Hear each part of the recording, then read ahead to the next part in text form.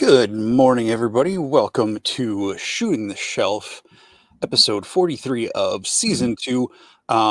Welcome to the show. Thank you, everybody, for being here. Got a bunch of people joining in the chat already. Thank you all for joining us tonight. Curtis, how you doing? I'm doing excellent. Are we going to make it? We're going to make the whole year with one a week. I don't see why not.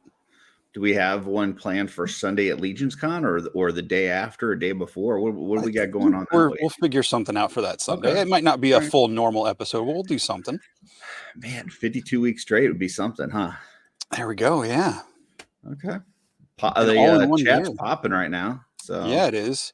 So we got Chris Durant, Billy Beige, Kent Poole, Wholesome Warlock, Eddie, Dave Orkin, Vonnie Rotten, John Rodriguez, Jacob Forna, Christian saying he'll check it on the rerun, and Eric LeBron. So thank you all for being here tonight.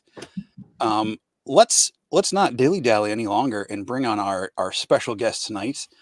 With us is the man who has, as he would say, distinct pleasure of being the director of sales and marketing for Four Horsemen Studios, the one and only Jeremy Girard. Welcome to the shelf, sir. Thanks, guys. Thanks for having me.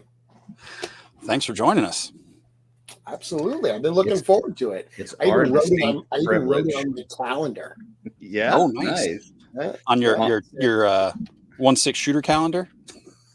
No, it is actually my 1/6 shooter calendar is actually down here. This is the family calendar upstairs. Oh wow! We made it to the family calendar. Family calendar. It just said shooting 8 p.m. and my wife was like, "What the heck are you doing?" Target practice. It's no big deal. I was like, I have an interview at 8 p.m. It's. I like saying that. I like just saying I have an interview. It sounds a lot more official than like, no, I'm going to go on and chat with a couple of my friends about geeky toy stuff. There you go.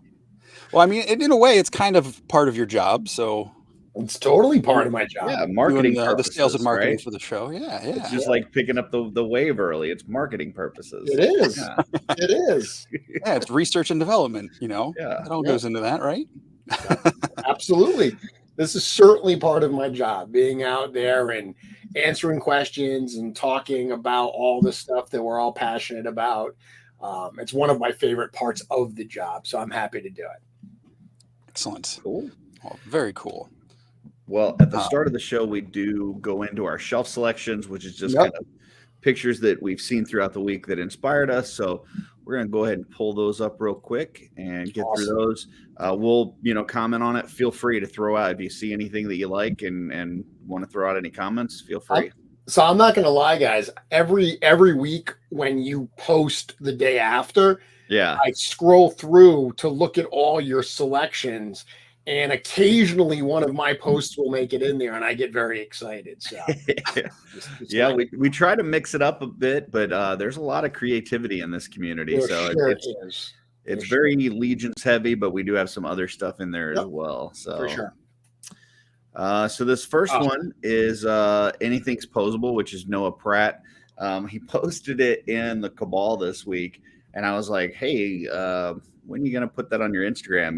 He's like, oh, I hadn't really thought about it. I'm like, well, I need to make it a shelf selection. So I think he did it this morning. So, but yeah, I love the colors that he used on this and the kind of the scuff marks and everything. And then the photo is really nice too, with just the lighting and it looks very stoic. So something about the way the red is applied there. Mm-hmm.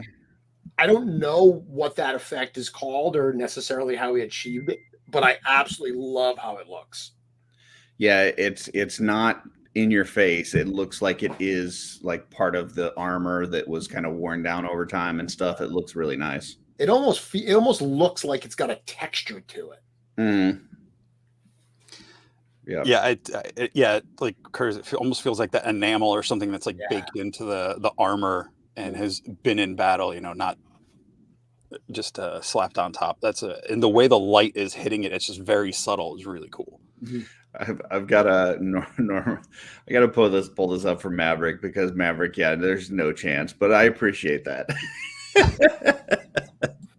I don't think that. Yeah, no, not so much. Next one is Jesse's. Well, you'll find a theme with my pictures this week. They're all kind of monster, Halloween-esque Oh, gotcha. stuff. So this is one of the what is it, the Veteran William Mhm. figures, but I just love the way the coming out of the Yep. smoke and the fog and everything. And it looks like he's got a little bit of lighting effects on the eyes. Mhm. I thought was just it was just a really cool atmospheric shot here.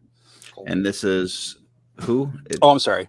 This is between shoot underscore MI91 and Toy Marks on Instagram.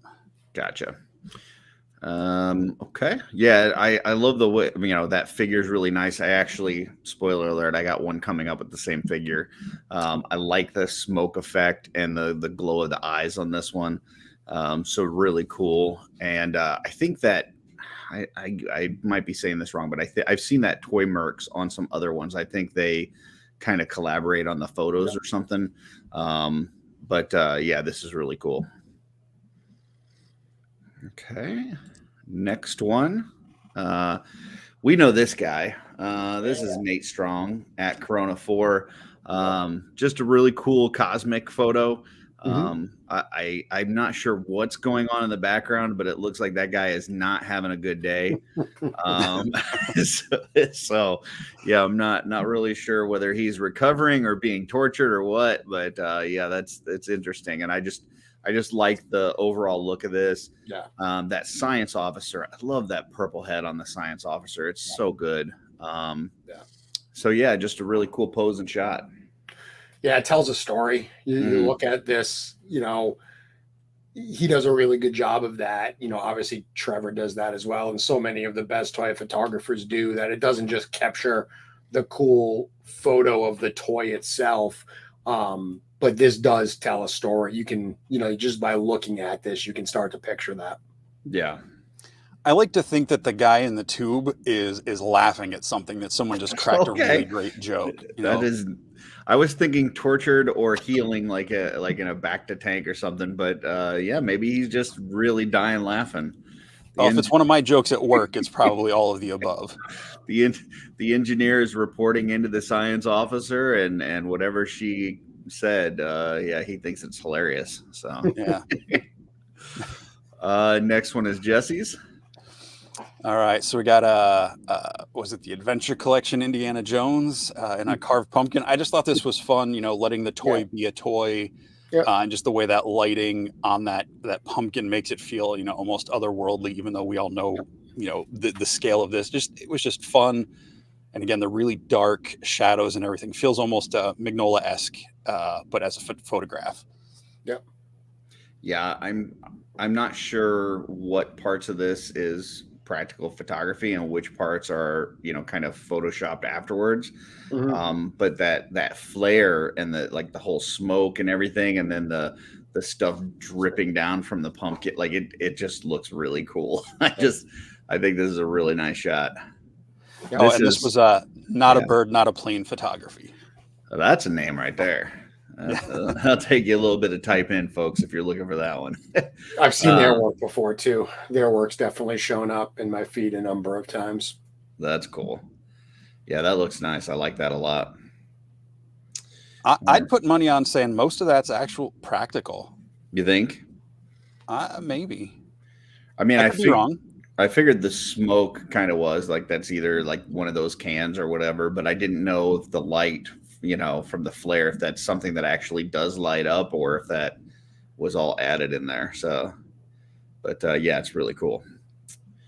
Next one is mine, and this is Nerd Mythical on Instagram, and it's a combination of Gorgo parts and the Red Death, which I just think came out fantastic.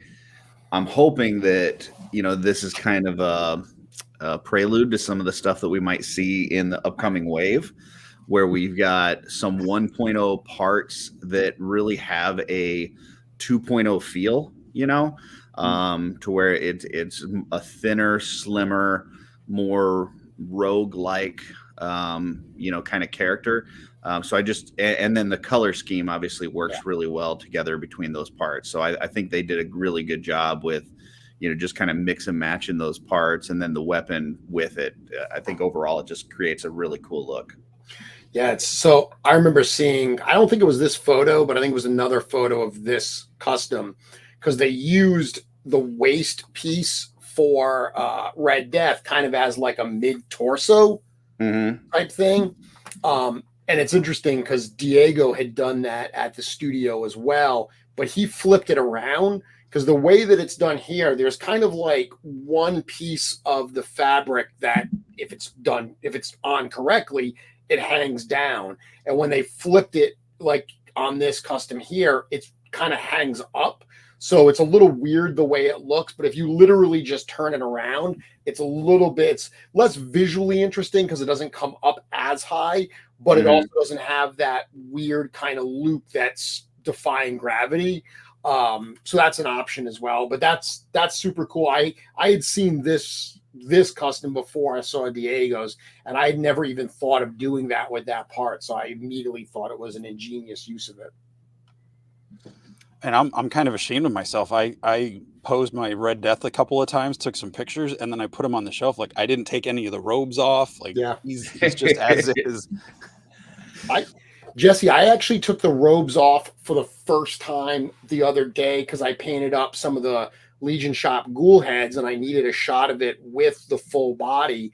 And it was crazy, but in all of the hoopla and everything, I had actually I pulled off the outer robe, and I love it with like the inner robe and the hood, but I had never actually removed all of the soft goods. So I did it for that shot, and it gave me, I had of course seen the photos of the full body a number of times, but it gave me an additional appreciation for the possibilities with those parts. I'm looking forward to getting a second one so I can do that. I know if I would have taken this one apart, I probably would have customized it and tried to wait to get a regular one. So I left them alone. Makes sense. I think you see some in this picture, and at least for me, kind of messing with the Red Death.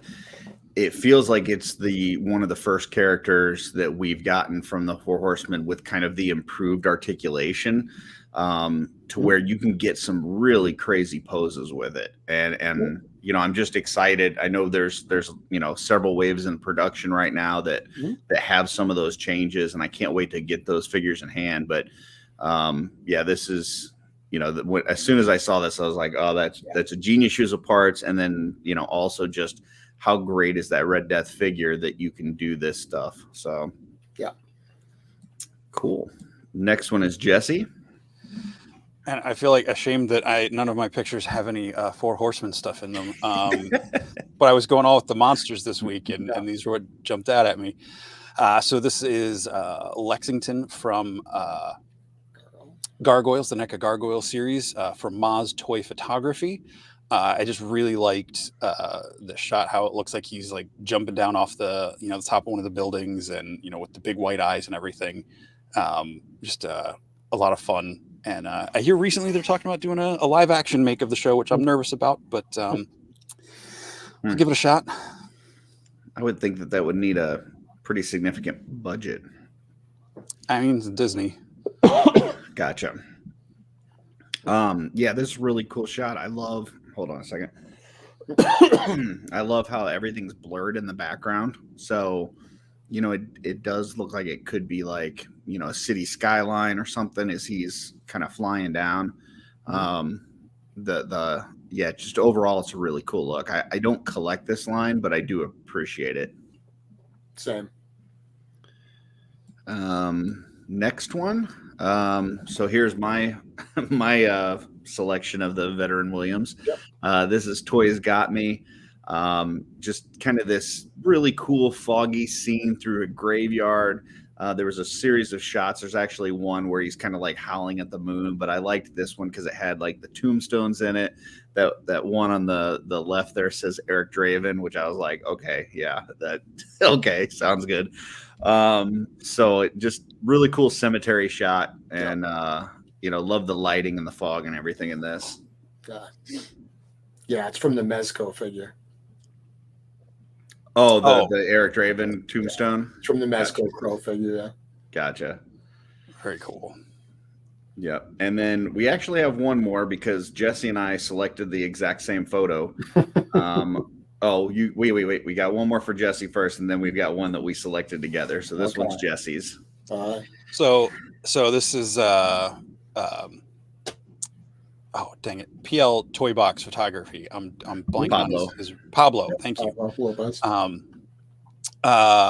And the first time I saw the shot, I didn't register the Wendigo in the background. I just now noticed it. I've seen this picture this week, and I put it in the slideshow, and I didn't even notice it until just now. Yeah. So I was like, it doesn't really fit with the monster theme. And then I was like, wait a minute. Yes, it does. Yeah. So I'm not sure which Wolverine that is, if that's a Mezco or a Mafex or something, but it looks like a Mezco. It's a cool looking. I love the street clothes Logan with the wolf, and then just the Wendigo, super blurred out in the background. Just really, really cool shot. Yeah, that's definitely a Mezco. I think it's a Mezco just with some additional parts added. Yeah, that I don't know that I've seen that Wendigo, but that's really cool, and I like it. Kind of. I have to imagine. Yeah, I have to imagine the Wendigo that's going to be the Marvel Legends Build-A-Figure. Could be, could be a Marvel Direct. I don't know, but I love that it's kind of blurred out, and then it's like kind of has the moon behind it and stuff. And like you said, you really miss it at first, and then you're like, oh crap, it's like looming over him. So that's really cool. That's such a great story premise that I'd love to see that in one of the movies someday. Yeah. Billy says, it is the Marvel Legends Wendigo. So, okay, cool. Yeah. And then Jesse and I selected the same photo this week. So you get a bonus one. And this is from Jesse Firerizon, who was on our show a couple months back. And I know when he was on the show, he was telling us how much he appreciated the Headless Horseman figure, but hadn't been able to score one yet. And then through watching the show, Nate Strong saw that and reached out to him and hooked him up. And so now we see the culmination of that trade and his photography. Nice. And I just think this is a really cool shot. The flames on the pumpkin, the eyes on the horse, cool. As well as just kind of that dark, leaveless trees in the background. Just really super cool.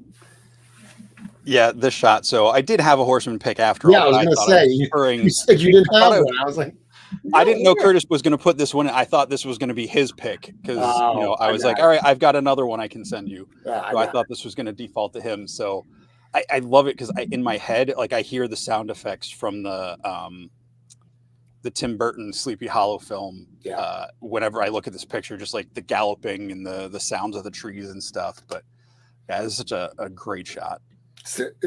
It blows my mind how popular that figure continues to be. I mean, it's, looking at Figure Obscura, it's some of the newer releases, Monkey King, Red Death, are so much more in terms of new tooling. Because as we've talked about this before, once we realized what we could do with this and that it was successful enough that it would necessitate or support the kind of investment we wanted to make, we were able to do that. So, I mean, we all know how few new parts there are on Headless Horseman, but it's just executed really well. I actually opened up one of the retailer ones this week, and it's amazing. Oh, I can't wait to get the retailer one. I'm so excited. I literally redid a lot of my collection room today because I have 3 Headless Horsemen. So I have the original, I have the new one, and then I have a test shot. And they take up so much room that I had just gotten 2 of them so having a third, I had to redo everything. So it was kind of like that, domino type effect. I needed to redo one shelf and ended up redoing like 20. Yeah.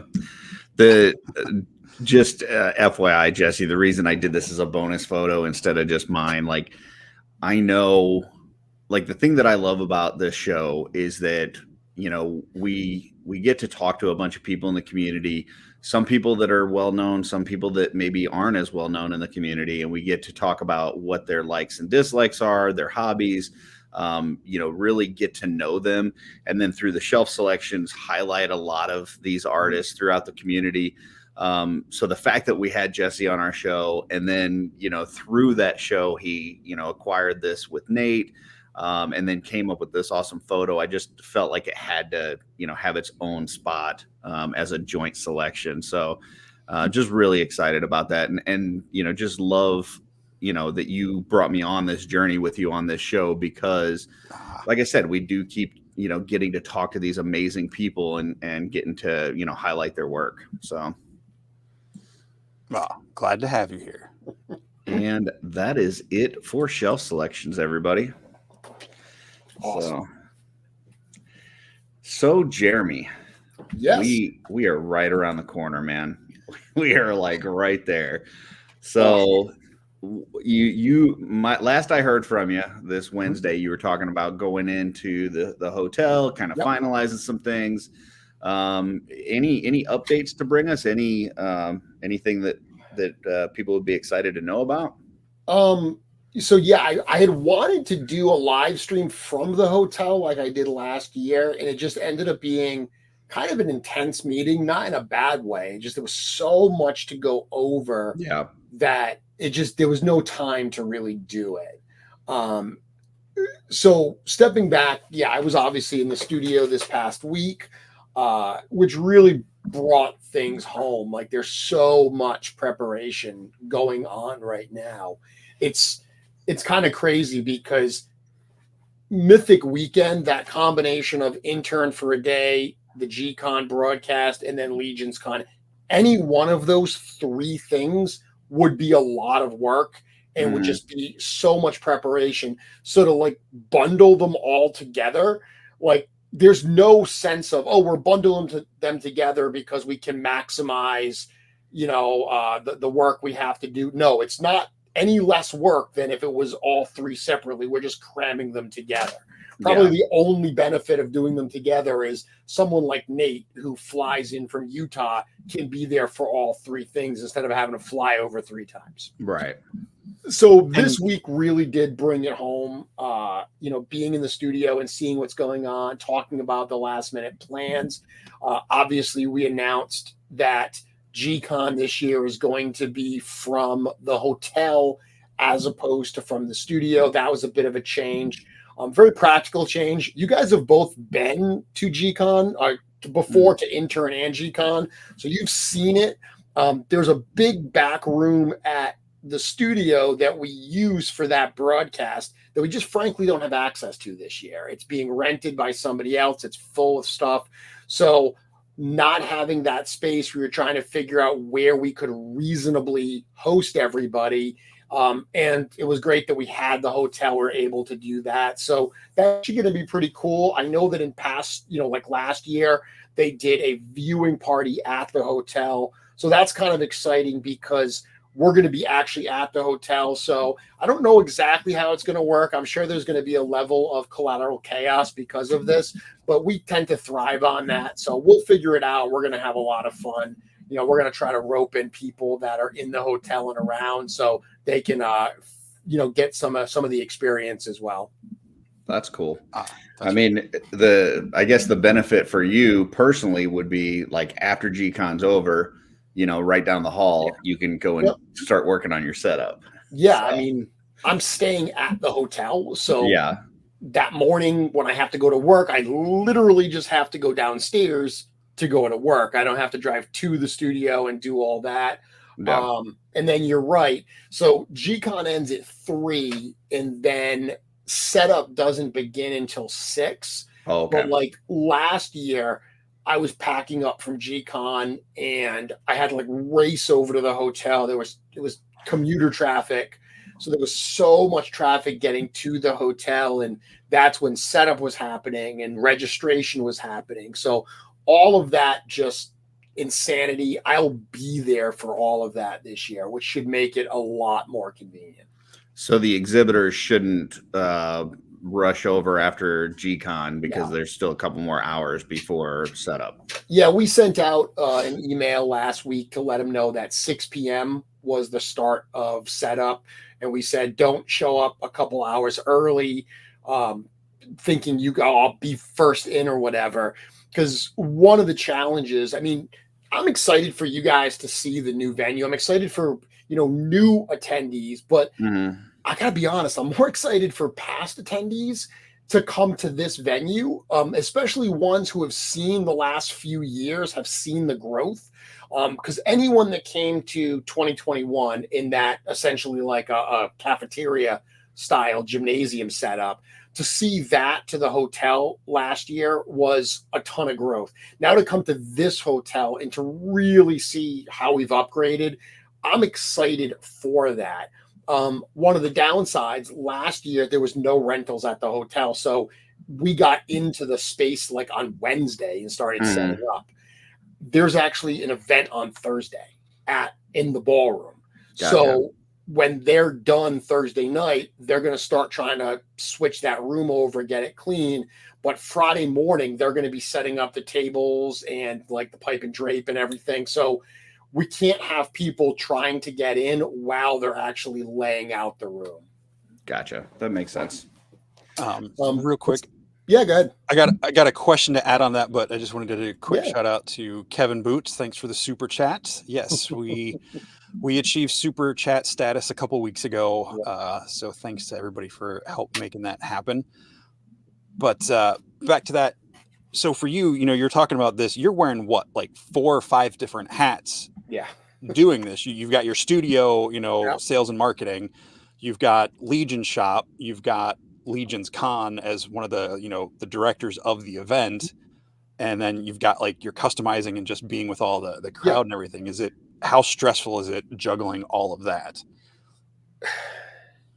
It's definitely stressful. I love what I'm doing. I'm in my element doing it there. So I don't want anyone to think that it's too much. I've had a number of people that have been very, very cool, and they've been messaging me over the last few weeks, literally asking how I'm doing, which is awesome. I mean, I love that. It's incredibly appreciated.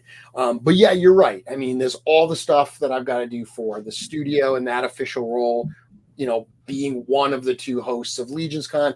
There's going to be my Mythic Customs display this year, all my tribute customs. I've got that going. Obviously, Legion Shop is there. My family is coming in, so that's an added level.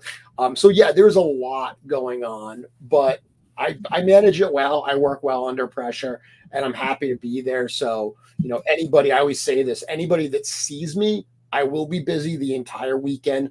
Please do not think that you shouldn't come up and say hi and talk to me because I'm too busy. I'm literally there for those type of things. So please do so.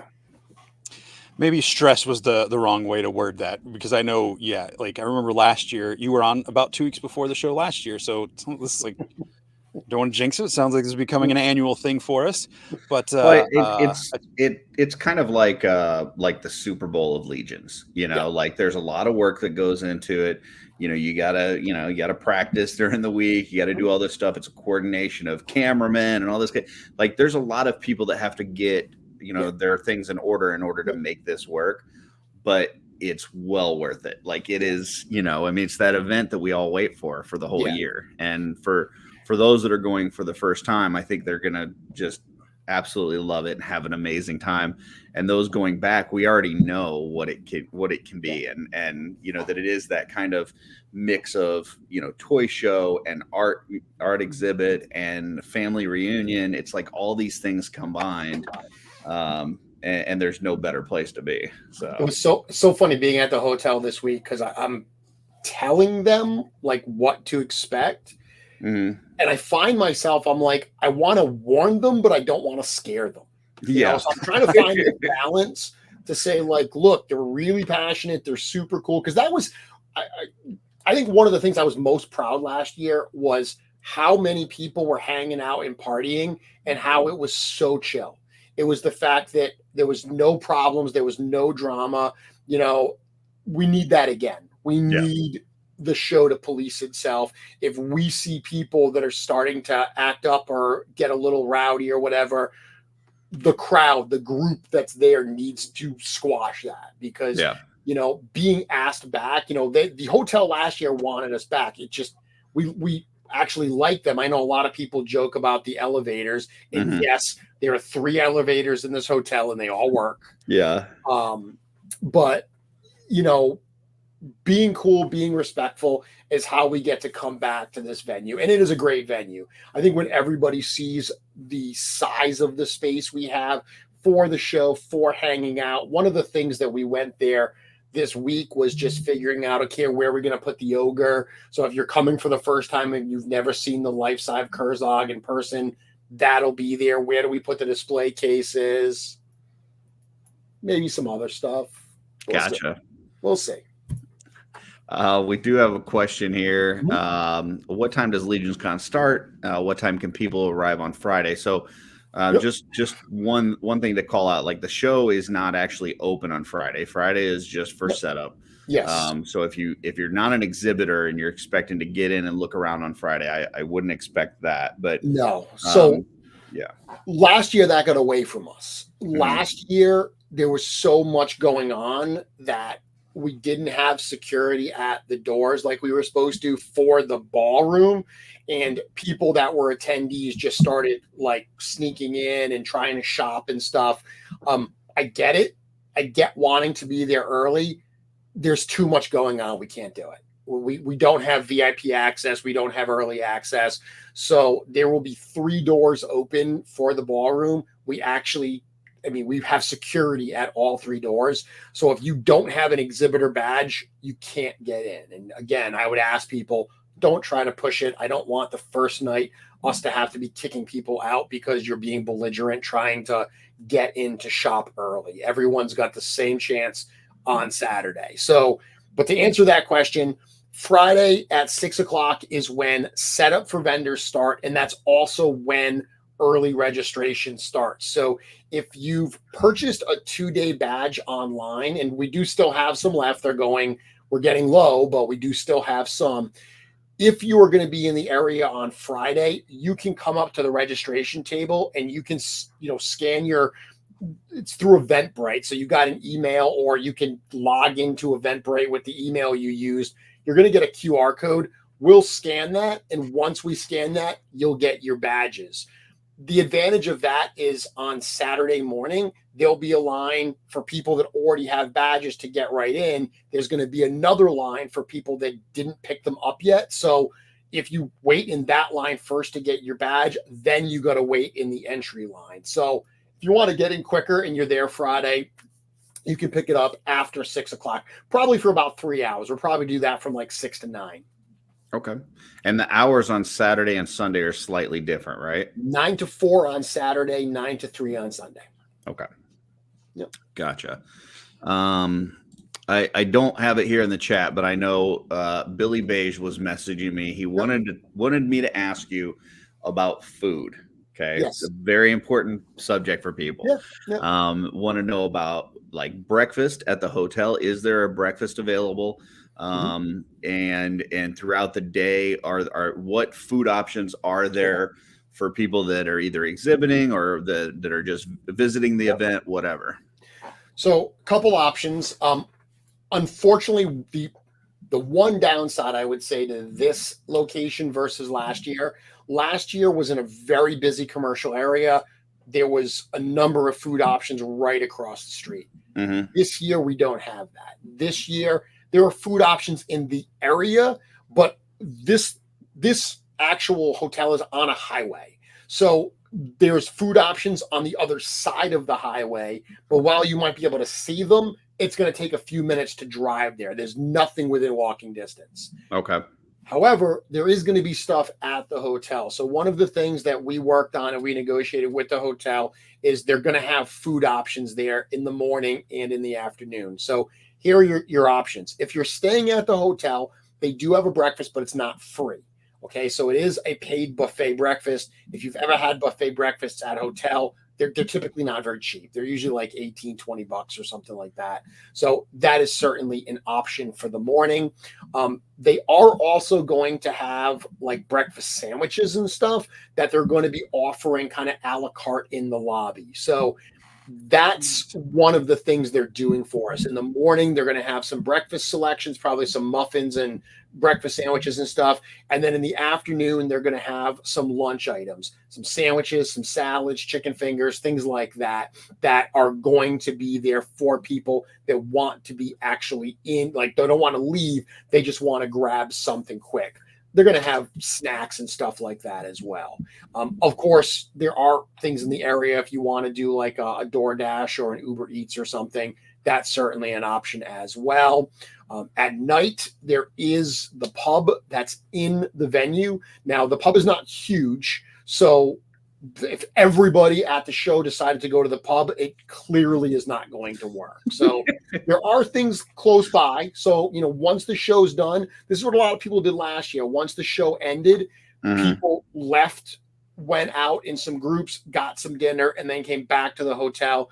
Don't fear that you're going to miss stuff. The party goes on until like 2:00 in the morning. So if you go out to eat and come back and you're back at 7, 8 o'clock, you'll still have plenty of time to hang out with everybody and party. Okay. And chances are you'll run into other people at whatever restaurant you go to. Most likely. I know there's a Capitol Grill really close by. That's a fairly fancy bougie type restaurant. So you might, depending on your budget, not want to go there. But there's other stuff. I mean, it's New Jersey. If you drive 10 minutes, then you'll find every kind of restaurant you can imagine. Yes, someone said there's a Wawa almost across the street. That's good enough for me. Okay.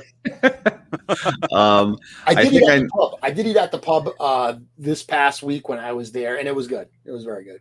Is it like snack bar type food, or no? It's a real restaurant. So okay, cool. I know a number of people have heard me say it's a real Irish pub.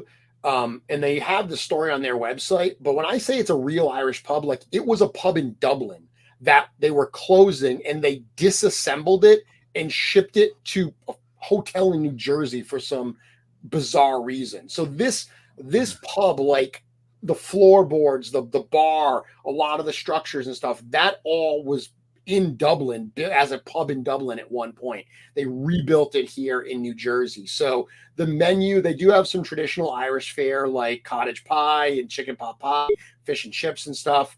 But then they have burgers and salads and things like that. So they've got a pretty decent menu. When I went, Cookie and I went there the other night, and there were like 4 or 5 things that I wanted to eat and had to debate. So and did Cookie have his Guinness, or is that waiting for LegionsCon? That is waiting for LegionsCon. Okay. I think if I would have ordered a Guinness, Cookie would have had one too. But I had to wake up so early the next morning to head home that I was like, you know what? I'm going to be here for 8 days for LegionsCon. I'll have plenty of opportunities to drink some Guinness. That's awesome. So, yeah, it's been a crazy little bit of time here. I mean, obviously we had Red Death, we had the reinforcements. You've got, stuff that's on the water, stuff that's coming in. You got the Grave Knight 2 on the way. We got Poxus that should be right on its tail. Yeah, just busy stuff right now. And you got a new wave in a couple weeks that you guys are going to do. I mean, it just doesn't end for you guys, does it? It's a really busy time. It's a very, very busy time. And that's great. I mean, that's awesome. And it's just the way things work out. I wish everything, trust me, I wish everything went smoothly. I wish there were no bumps in the road and that it was like solicit a wave, waves arriving, solicit a wave. I wish there was that, constant flow. But just the nature of the way these things work, it's not always plausible. It's like it can't always happen. So we're at a point now where you're right. There's so much arriving. And frankly, that's one of the reasons we moved G-Con as well. There is so much product in the warehouse right now. Like, the main room that has the wall of Legions on it, that's a central area where Nate usually does his breakout session. And that's kind of an area where everyone hangs out and gathers. That room is literally full of reinforcements, like front to back reinforcements right now. Wow. So it's just a time where there's so much coming in, and some of it, like reinforcements has come in, not all of it has gone out yet. As we talked, some of it went out a couple weeks ago. Then we've got LegionsCon, and then we've got the sale at the start of next year. So it is very, very exciting. It provides a bit of a challenge for how to manage, but again, good challenges. These are all good problems to have, but it is very, very exciting. Getting to play with Grave Knight the other day when I got home, I set it up in my, my toy room over there. So that was really fun to put those out. I think people are really going to enjoy playing around with those. Obviously, Poxis everyone is super excited to get their hands on Poxis. And then as far as the G-Con wave, I joke around that I always say to Len, I'm always like, buddy, this is the best wave we've ever done.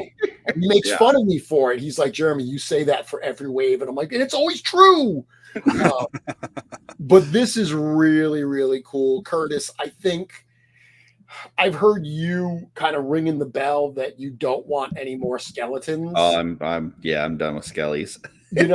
For at least a year. In last year with Necro and then All Stars this year, that was, that made a lot of sense to do that. Right. But we love variety just as much as you love variety and the fans love variety. So I think that there's some really cool stuff that's going to drop in this wave that's going to surprise some people and delight a lot of people. I am so incredibly excited. One of the things that I do is that broadcast that we do, unlike Mythic Conversations, which is totally off the cuff, I just ramble for 90 minutes. We do kind of plan out the points we want to hit on the G-Con broadcast. So I've been practicing. Like when I drove home from the studio the other day, 3.5 hours, I didn't listen to anything. And I just was going through the different figure reveals and kind of practicing what I wanted to say and what I wanted to hit and getting excited. Like, dude, I was excited in my car, just thinking about the reactions that we're going to get from people as we start to reveal these things. So I can't wait. I cannot wait for G-Con. Go ahead, Jesse. Yep. I was going to say a question about the waves, and I apologize if you've answered this a million times before. I don't know if I've heard it. I know you can't get super specific about a lot of the details, but for a wave like this, how far back do you know something is that's going to be the wave we're doing next year at G-Con? Like how far back? I mean, I know a lot of these are characters, Eric's probably had around, different points and things, but how far out do you have to plan ahead to prep for the show? So we planned out, we knew what we were doing last year. So we are already, right now, we are talking about 2024. So we are already planning out our full 2024 for what we want to do. So before we even started 2023, we knew exactly what we wanted to do. Things do change, though. I mentioned previously, reinforcements was supposed to be much earlier in the year. And because, things happen and you have to say to the factory, okay, do this instead of that. So you do have to be flexible. But the actual major waves, those kind of get more written in stone. So we knew that we were going to do, it's Mythic Legions Rising Suns, right? Up until a couple weeks ago, it was called Noble Stars, which was never the actual name, but it was my working name for it. So it was 2 weeks of Eric and I talking where I kept saying Noble Stars and I had to stop myself and say, no, Rising Suns, right? I had to force myself to stop using that temporary name. We'll be looking for that at G-Con now. So we knew what the wave was going to be theme-wise, and we knew what the story arc was. So that's one of the cool things. This is the first wave that we've really done in full with the first volume of the book fully written. And what that's allowed us to do is really look to some of the pages in the book for inspiration for some of the things that you're going to see in this wave. Previously, we would just create cool toys, and we did that as well this time. But we created cool toys and then worked them into the lore. In this case, some of the pieces were already in the lore, and they got added to the toy line. So to answer your question, Jesse, theme over a year in advance, but actual character selection, that isn't decided until much closer to the wave. Okay. So I've got kind of a two-part question for you, and it's all around growth of the company, of the lines. It wasn't too long ago that really Mythic Legion was the mainstay from what you guys are doing. But now you've got Mythic, you got Cosmic, you got a very popular figure Obscura wave that you guys are line that you're doing now. We've talked about in the having to change locations at LegionsCon because of the growth. So my two-part question is, first is, do you see this hotel that we're going to this year being viable for the next year or two? Or do you think we're going to have to move again? And then also from your guys' standpoint, like the studio, you've already talked about, how full it is of product, and you've got, space that sometimes you're able to use, but sometimes it's rented to other people. Any thoughts about expanding and having your own warehouse and that kind of thing? So any of that stuff that you can kind of talk about? Sure. So first part of the question, I fully expect that we will be back at this hotel next year. Little spoiler alert, we're already in negotiations. So people joke around and they say, when do you start planning next year? We already are. So we're already looking at dates. We're already looking at, how we're going to make this work. PowerCon has already kind of announced that they're not doing 2024. So I know I've even heard some people saying like, oh, I hope LegionsCon doesn't take a year off. LegionsCon's not going anywhere. LegionsCon, as long as you all keep supporting the show and come out to make it viable for us to do it, we're going to do it. So we are already in negotiations. We will be back at this hotel next year. And you feel like the size of the hotel will hold that growth? Yep. Okay. Yep. We sold out the hotel, and then we got 2 overflow hotels, sold out one of those. And there's still a little bit of space left at the 3rd hotel. We got them to extend the discount on that until Halloween, October 31st. So anyone that hasn't booked that yet, there is still some there. But, last year we were a month out, I think, and we sold out of badges. This year we're not sold out. We do still have some more, and we expect to do a limited amount of, day of walk up type access if people want to do that. So okay, I think that we're going to be okay. I think the hotel will support it. But if something happens and we have to grow, we'll figure that out. But my anticipation is at least next year, if not a couple years, we should be at this venue. The other part is we don't want to get into a convention center. Like we have no ambitions of being the size of PowerCon. PowerCon is an incredibly fun event. It's a massive event.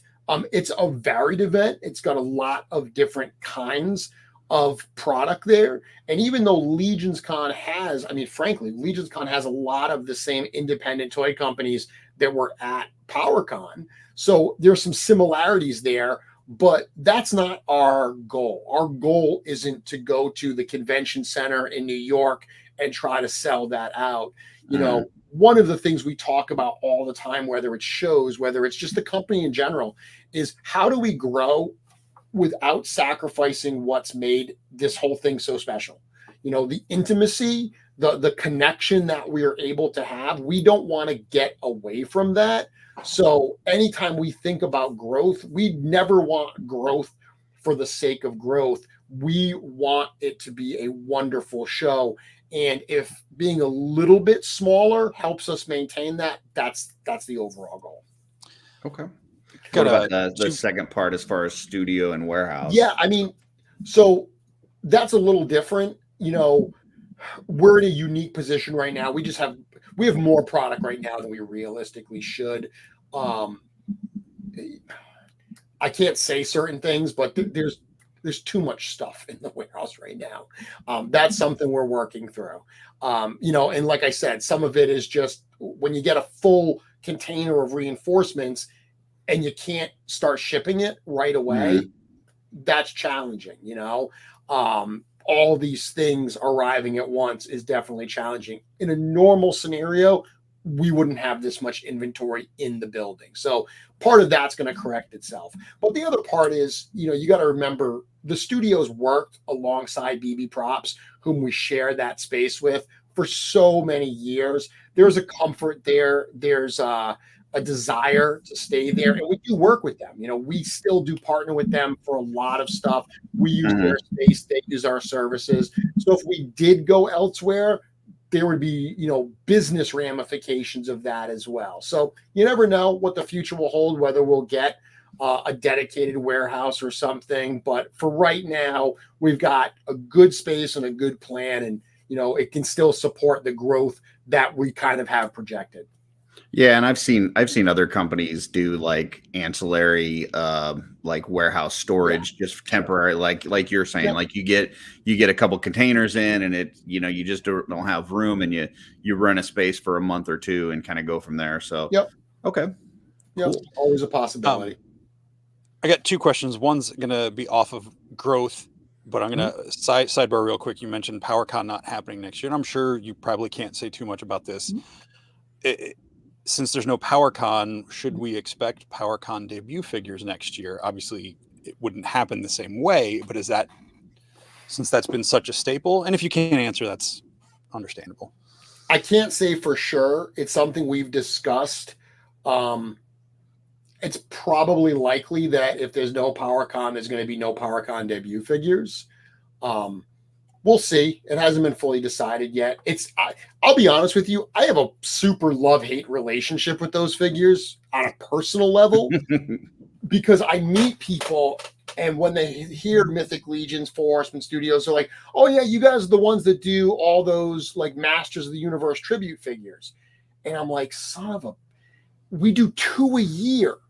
We'll release 60, 70 figures in a year. 2 of them are Motu like homages, and that's what people see. But the amount of people that you hear that say, oh, Chrono was my first figure, Purple or Koros, Lord Dragul, you definitely hear people that come in through that. So I do understand the benefit of that little kind of subline. But at the same time, as creators who are trying to put out your own IP and your own characters, it is kind of a little punch in the gut when you hear a comment like that. I will also add, though, that Figura Obscura has leapfrogged, I think, the PowerCon debuts as a really great entry point for a lot of new fans. So, Jesse, we'll see. But if there is no PowerCon, it would stand to reason that maybe we'll take a year off of those. Yeah, and just to kind of that's really fair. On that point. Oh, sorry, Jesse. Go ahead. That's all right. I was just gonna say I Motu is part of my childhood and stuff, but like there's a reason I'm not on Legends of Grayskull podcast, on a regular basis. It's not that hardcore for me. So I see those figures and it's like, oh, that's a fun. Kauros is a fun, Cringer Battle Cat tribute, but like I like the Kauros story. Like I like how they fit into myth. And I know you said that they're not part of the official lore in that way, as major characters. But I like, and just the new parts that come with them. So the PowerCon aspect of it isn't the exciting part of it for me. And then I've got another question about the growth, but Curtis, you had something to say. Yeah, just as far as the Figure Obscura as an entry point, it's been really cool over the last year or so to see toy reviewers that don't normally collect Mythic Legions all of a sudden doing reviews on Headless Horsemen or things like that. And then also toy photographers that you don't normally see photograph Mythic Legions.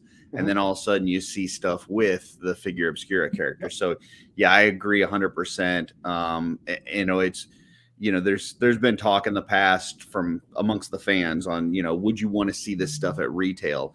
And I could definitely see Figure Obscura making its way into like a bookstore or something like probably not a Walmart or Target, but I think that it is such a good entry point and a recognizable, these are recognizable characters that people go, I mean, you just put out Red Death, you throw that in a bookstore near an Edgar Allan Poe display, people are going to make that their first figure. So I just think that's really cool. And I make no bones about it. I love Figure Obscura. I mean, I'm heavily involved in all of this stuff these days, as you know, but Figure Obscura just hits differently for me. And I've never dealt with the challenges of working with licensed property. So, this is my first experience in the toy industry. Obviously, the people I work with have been doing it for 30 years. So they've dealt with licensors. They've, had to, if not, I mean, there have been a few things that they've put out themselves that were licensed, like Power Lords and Out of Spacemen. But obviously in the work that they've done for Mattel and Super 7 and NECA, and, the list obviously is lengthy. They've dealt with licensors, and it's a challenge. It's a real challenge. So Figure Obscura is almost like the best of both worlds, where you don't have a licensor, but you get to work on something that there's parameters. As a designer, one of the scariest things is a blank canvas. When there are no walls, where there are no boundaries, it's really hard to focus sometimes. And so much of what we do is blank canvas. So the great thing about Figure Obscura from a design perspective is there are walls. Because if you're doing the Mask of the Red Death, the first thing you're going to do is read the short story. You're going to start taking notes. And we do this all the time. Whenever we're considering a character, we take notes about like, okay, well, what are the key kind of elements of this character? What do we want to do? Because that's the thing with Figure Obscura that I think you realize as well is we're not doing like twisted versions of these things.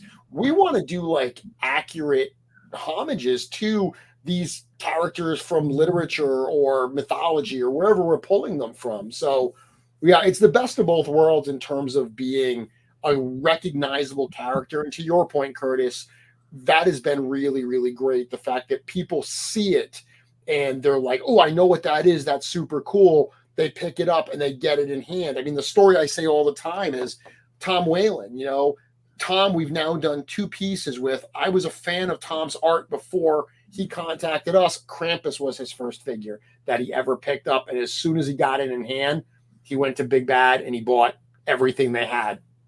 Yeah. And just one more thing. Sorry, Jesse. It's okay. But, I've heard, some people say like they don't really like the Templars because it's too much in this world. And I get that. I understand that mentality. But I also talk to, people that sell at shows and they tell me that's the figure that brings people to the table.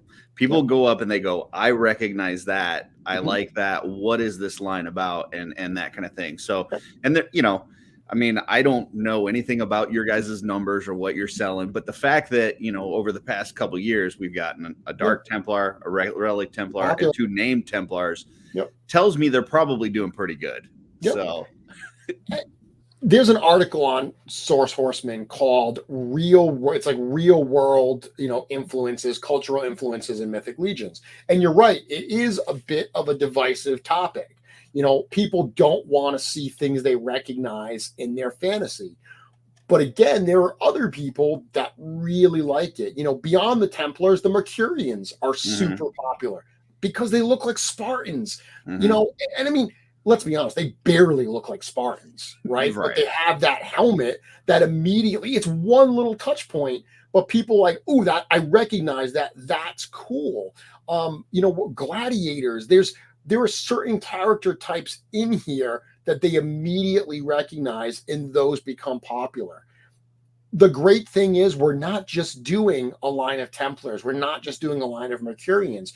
If those are a little, if you don't want that type of stuff in your fantasy, there's plenty of other options out there for you to fill your shelf. So we are really trying to do a little bit of everything. I do think there's room in the line for that. Well, I like that you guys, because that was my first thought too when I first got into the line. My brother's a medieval history professor. Mhm. He does like the legit serious reenactments and everything. So when I saw that, I was like, how does a Templar work in Mythos? Like it's a Christian. Like I just couldn't figure it out. And I don't know if it was you or somewhere I heard someone talking about how that symbol is like a simplified version of the Heaven's Brand sword. Yeah, the sword. And then I think it was the same show or event where someone was talking about how the Alithia symbol, like that purple cross on Baron Voligar 1, is like a simplified version of her. Yep. I was like, okay, that makes sense. Box unchecked as why I was not processing it. I just think that's cool that there's in-world explanation for it. There is, and that you got to remember, Sir Godfrey, that first Templar came out in Mythic Legions 1.5, so very, very early on. It's not a surprise to say that the level of planning and how deliberate the things we do today, much different than how it was back with 1.5. The studio had put out a number of toy lines then, but they had never really experienced the kind of success they had with Mythic Legions. So much of it was figuring out how to respond to this. It was very, very, off the cuff in some of those early days. And it's why when they got to the point that they had experienced that growth, they said, we need to bring in some people that know how to do the things that we're just guessing at. They had been managing. Obviously, they had gotten to that point. They had gotten the growth, but to be able to take it to the next level, bringing in people that understood the aspects of doing this, that could plan this out. So everyone who was already at the studio could do their best work and what they were best at. So going back to Sir Godfrey, I don't know how much of this was planned. I wasn't in those conversations at that time. That's when I was just a fan. I don't know that it was planned out this deeply. I think they just were like, let's do a Templar. It's kind of a cool idea. Responded really well. People really liked it. They did the Templar Legion builder. And then from that point, the lore started to come in. And, the idea of it being that Heaven's Brand sword, that's how they eventually said, well, why are there Templars in Mythic Legions? Very cool. Did you have another one, Jesse? I do, but I'm going to do a quick shout out here to Jason Brown with a super chat. Super excited for first LegionsCon. Can't wait to grab a bunch of new figures, customs, and see you guys in person. Looking forward to meeting you. Your first one, Jason. Oh yeah, you're gonna have great time. Such a good time. Yeah, it's amazing. Yeah, and being my third show, I'll comment on that. I was at the 2021 one in that little cafeteria, and walking in there, I had maybe a half dozen figures, and I was just like. By the end of that day, I was like, I need to be a part of this. Like, not necessarily at the show, but just this community. And last year, how big it got, and just excited to see what it's going to be like this year, and all the people and connections is. Well, yeah. When it comes to hanging out after the show and just like mingling with people, just remember you can get all the sleep you need when you're dead. So just stay up as long as you can and hang out and have fun. Soak it in. The adrenaline just is going, and I get literally a couple hours of sleep each night. I'll go to bed at 1:30, 2 o'clock, and come 5 a.m. I can't sleep. I got to get back down there. Yeah. Well, this is like Christmas for you. I mean, you've got the reveal, but just seeing everybody and so many people from around the world getting to come together for this weekend, it's like. And that's one of the things. I mean, there's so much of it that you get excited for. And people ask me all the time now that I'm, doing what I do, does it ruin the magic? And it's like, no, it's a totally different kind of magic. Like, I'm genuinely excited. Like, when we plan out the reveals, we plan out pops. Like, we plan out okay, we're going to do this, we're going to do that. I know this is going to get a big pop, a big support. So being able to do it and then look at the crowd, being in front of a live audience. I mean, I was thinking about this the other day. Can you think of any other toy studio that does this? No. That does a reveal special in front of a live studio audience is I love to say that, by the way. You feel like we're on a sitcom. So I say that phrase all the time. But I thought, I'm like, this is such a unique experience, unique but- thing in the toy industry. So to look out in the crowd and like, there will be points like Richard Jones, there will be points where we drop something. I'm gonna look right at Richard and I'm gonna be like, right? Yeah, I mean, not only the reveal, but I mean, this has become a destination vacation for most of us. Like, I don't know too many people in my life that are like, yeah, I'm going to go on vacation in New Jersey. Like, that's just not what you hear very often. Yep. But like, we plan this and we put in for vacation time at our businesses, and we book hotels and travel, and we're excited for it. Like, what toy line has a destination vacation every year for it? It's crazy. Yeah, I mean, it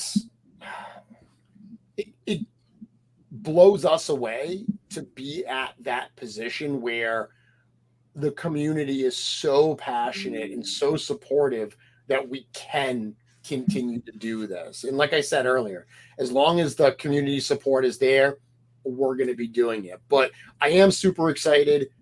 It's one day after another. Being able to, everyone's milling about outside of the studio, and I get to go open the doors and kind of say, hey, you all ready for intern for a day? And to see just the excitement on those people's faces is incredibly rewarding. And then we just talked about GCon, but then LegionsCon as well, to see people filing in and to just see them. I mean, to hear the recaps, to hear people talk about how they're kind of like a deer in the headlights just because it's so overwhelming, how impressive it is to be a part of being able to bring that. Because again, it's a part. There are so many people involved in this that I could not do this without all of them. To be a part of it is incredibly rewarding. Very cool. Well, Jesse, you've been waiting long enough. Hit it. No. That brings me back to the growth, and that's a great segue, because you were talking about like the community supporting and being a part of it. That was going to be my next question with the growth. Obviously, the Cabal is not the length and breadth of the fandom, but with the community and the fans and the supporters becoming so big, and like you said, being the only studio you can think of that does something like this. Do you guys ever talk about, is there like a point where you might be worried that it gets too big and you can't have that level of you're purposely, let me try to get a whole sentence out, where you're afraid, like I'm cutting myself off before I finish the question. Are you guys ever worried about it getting to a point where it's too big and you don't get to have those more interactions where you can keep it on that personal level and be able to be at the shows, hanging out with people like they do? Well, that's what I was saying earlier when Curtis was asking me if I think we're going to have it at the same, if the hotel's big enough for next year as well. It's so important to us to keep that intimate sense, not only of LegionsCon, but of everything that we do. So when we make decisions, when we think about growth, when we talk about, what our next steps are, we're always very, very focused on, we don't want to do something to potentially grow that's going to damage what we already have. We're very, very protective of what we've built here. We're very, very protective of people that have supported us along the way. It's why people will say sometimes, like in the Cabal, people will say like, oh, if you say anything negative in the Cabal, people jump on you. And it's always a weird kind of comment for me, because it's like, why can't we say negative things here in the Cabal? And I'm like, why would you want to be in a place where negativity is supported and encouraged? And there's a difference between constructive criticism and just blatant negativity. Mm-hmm. But we read all that stuff. Like I read all that stuff, and I'm not going to lie, there's sometimes where it hurts, because we try so hard and we're not perfect. We make mistakes all the time. Some things that are out of our control, some things that are just genuine mistakes. But we do try really hard. And, one of the things, like I said, that we always try is what is this going to mean for the fan base? What is this going to mean for the Legionnaires? Is this doing right by them? And we have made decisions that, no bones about it, have been bad financial decisions to do what's right by the fan base. So we're focused on it not getting too big that we lose that intimacy. The fact that that's core to our mission going forward means I think it's a really good, it's really very likely that we won't get to that point where we can't have what we have now.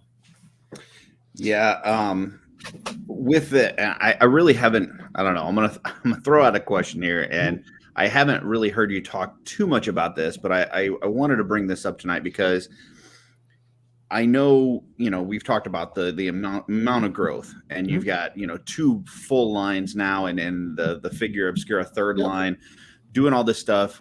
Last year at G-Con, the amount of new tooling it's ridiculous. It's like Eric threw the whole tooling budget out the window and is like, I'm just going to make cool toys. I mean, so many people were like, there's no way they're going to give us a skeleton horse because, where are they going to use a skeleton horse again? Like, they need to be able to reuse these parts and that kind of thing. But then with all that, because you have so much new tooling, you have so many new parts, you have multiple lines that you're doing, we've also seen some times where there's some quality control issues. And they're not massive. It's not like you guys are having a ton of them, and you are always very quick to notice them and get it corrected. But can you, and I know another, challenge has been, in this kind of post-COVID era, travel to China is not as easy as it once was. So can you kind of talk a little bit about what you guys are doing on that quality control front to kind of work with the manufacturing factory with, all these new tooling, all these new parts to make sure that everything's coming out the way that it should? Yeah, I mean, it's a constant struggle for that. There's actually some issues with the Grave Knight wave, to be frank about it. There's some things that are missing from some of those packages that should be in there. We already caught it. They're literally already on the way. So this isn't going to be a situation where you're going to get your figures and then get the replacement parts later. It's something that we caught immediately, but some of the stuff was already done and boxed. So we had to go back and, add some additional pieces. It's nothing super major, and it's an easy thing to fix. This was a situation where some of the things we've put in place actually caught this problem before it was out in the wild and fans had it in hand. And then we were like, oh, darn, that's missing. So it's a constant process of just, looking at all of the different stuff that comes in, making sure Joe's doing a lot of this these days. So Joe knows the figures so well. He puts together the prototypes. So one of the things that we started doing is, making sure Joe goes through all the different prototypes that come in, all of the different stages. So something like, a missing piece or a part that's not painted correctly, he's got the eyes for something like that so he can catch it. Inevitably, there's still going to be stuff that gets through. As I said earlier, we're certainly not perfect, but we go the extra mile to make sure it's correct. And then hopefully, we'll be able to actually get Chris back to China at some point so he can go there and get back to the actual factory. I think some of these problems are a combination of not only the amount of stuff that's happening, but the complexity. Yeah. That's a big difference as well, is some of the stuff that we're sending over in the advent of digital sculpting. It's just so much more complex. There's so many more pieces. And it's not a super analog process. It's not like we send them files and they print the files and make a mold and we're done. They get these files and they figure out how they're going to engineer it. So there are times where they may do something and they don't understand because of that language barrier what it was intended to be. And what they're doing is actually really smart from an engineering standpoint, but it breaks something we intended. So trying to catch that earlier on so we can still do the smart engineering, but tweak it so it doesn't lose the way we intended. Yeah, and that was kind of my point there, because I know, when people see an issue like that or they hear an issue like that, they're some people have a tendency to kind of get very worked up about it. But Sure. You got to imagine the amount more new tooling that you guys are doing in these waves than in past waves. Like if you're producing a new figure that is using all existing tooling, a lot of that quality control has already been taken care of. Sure. that stuff is already worked out. What the fits look like, what the different parts are going to break down to. But when you've got like the wave that you guys did last year, that was, I don't know, probably 70-80% new tooling, like that's all new stuff that has to be tested and looked at. So I just think that people need to kind of keep that in mind. And if you do end up with something that's a unique issue as far as, some sort of quality control issue, you don't need to blast it all over social media. Just message. I've been in the line now for 3 years. I've had one QC issue. I messaged the studio, told them what it was, showed them a picture. They were in the middle of shipping a wave, so it took a couple weeks, but then I got my part and everything was good. That's fine. You guys take care of the people whenever you have issues. So, well, some of the things that I'll point out is, number one, I think that how many times have we gotten toys from other lines where when we get the final product in hand, it doesn't look like the prototype we were shown? Right? How much of that is intentional? How much of that is a factory mistake that they just ignore? Yeah. That they never go on, because that's the whole thing. When we screw up, we own it. Like we go on there and we are like, this is what happened. This is how we're fixing it. We absolutely will own that, and we will tell you what we're going to do. Sometimes there may not be a fix. Last year at LegionsCon, the hand on Praetorian, it pops out. I mean, if you put it in, it stays in, but if you flex it, it pops out. It's a connection point issue. Every single one had it. It's we could not redo that. Like it would be unreasonable to actually go back and change all of that tooling. The combination of that wrist and that hand, it didn't work right. It wasn't as tight as it should be. We discovered that. Now we're going to try to fix that going forward so we can use that combination. But there's so many companies out there that never acknowledge it. And as toy fans, we just accept that, the final figure is not as nice as the prototype. Some of those are mistakes. Yeah. Number two, one of the biggest challenges we have is everything has to work with everything else. So that is a problem very few other toy companies have. When we introduce Cosmic, we not only need to make sure that those figures work well as is, but we need to make sure that when you pop that arm off that Thygar figure, you can pop it in to, a Vetus figure. All of that stuff has to be compatible cross brands now. That level, because some of the challenges that we have, some of the things that have been delayed are literally that this part works fine on this figure, but it won't work with the rest of the library because there was a mistake made at the factory. We now have to fix that tooling so it will be compatible.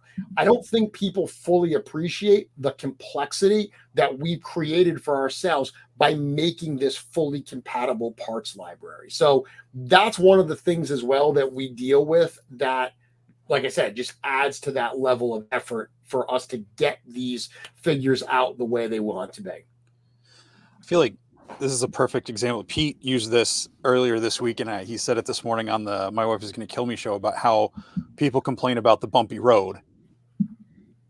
And, there's too many potholes that, it's damaging my car. So they'll go to repair it. And then they're complaining that the construction's taking too long. And then they're complaining the cars are going too fast because the road's smooth now. I know when I first got into the line a little over 2 years ago, or right around 2 years ago, I really got into it and got into the community. I saw everything, people were like, oh, it was such a drought on figures because COVID was wrapping up. Yeah. And I did see there's a comment in here. We'll bring that up. Don't worry, Mythic Dolphin. it was like a drought of stuff. There wasn't a lot of new stuff coming out, and then there's all this new stuff, and it's like, and then it's like, oh, this doesn't fit right, or whatever people are saying, like you said, just being negative. And it's like, well, sometimes you got to get it and fit it, and some things that people will do in hand. Because I know sometimes I've heard you guys say, people do combinations or different things that you never would have thought of in the studio standpoint, and that's. So I really appreciate the way you guys handle when there are problems or things like that, because I had a thing with a toy company. I got a figure. The elbow was completely fused. It was a double jointed elbow. Yep. Could not articulate the arm at all. They couldn't send me a replacement. They didn't have any in stock. It was a brand new figure. Yep. So they're like, we'll send you something of equal value. I got a literal child's toy, from that was, I was like, well, okay. So I just think that's really cool that you guys handle that. You do address it the way you guys do the updates on 4-ish Horsemen o'clock, what you do on your show with the constant updates on the website and everything is just, I think, above and beyond what I see any other studio doing. And look, people deserve it. People spend their hard-earned money on these figures. If, like I said, if we make a mistake that we can fix, we will. There's certainly some times where, people are nitpicking something where, like I said, with the Praetorian hands, where it was like, that's not something we can fix. Like that's the way that figure actually is. And it's regrettable that was the answer in that case, but sometimes that is the answer. But I think that the fact that we are so forthcoming and so willing to fix things if there is a problem will show you that in those instances where there isn't something we can fix on it, that we're being honest and we're not just pinching pennies. Yeah. Do have a super chat here from Eddie. Says, looking forward to the figures, but more to the connections. And that, absolutely. That's what everyone's saying. That's really the big benefit of the show. So, and then had a couple come up a couple times. Just wanted to throw this out there. I think I know the answer to this, but Mythic Dolphin saying, do you need to get a COVID-19 test when they arrive, and what kind of protocols do you guys have in place for the year? So as we've always done, we follow local guidelines in terms of any of those safety type requirements. There are no requirements for testing or anything like that, masks or anything in the state of New Jersey. What I tell people all the time is do what makes you feel safe. Obviously, as much as nobody wants to miss LegionsCon, if you're legit sick, stay home. It's not worth coming to LegionsCon and getting other people sick if you are already sick. If you are worried about something, if you feel fine, but you fear you've been exposed to something, it's not going to be COVID, it could be flu. Wear a mask. Crud. Yeah. Wear a mask. There's going to be some people that are going to be there in masks.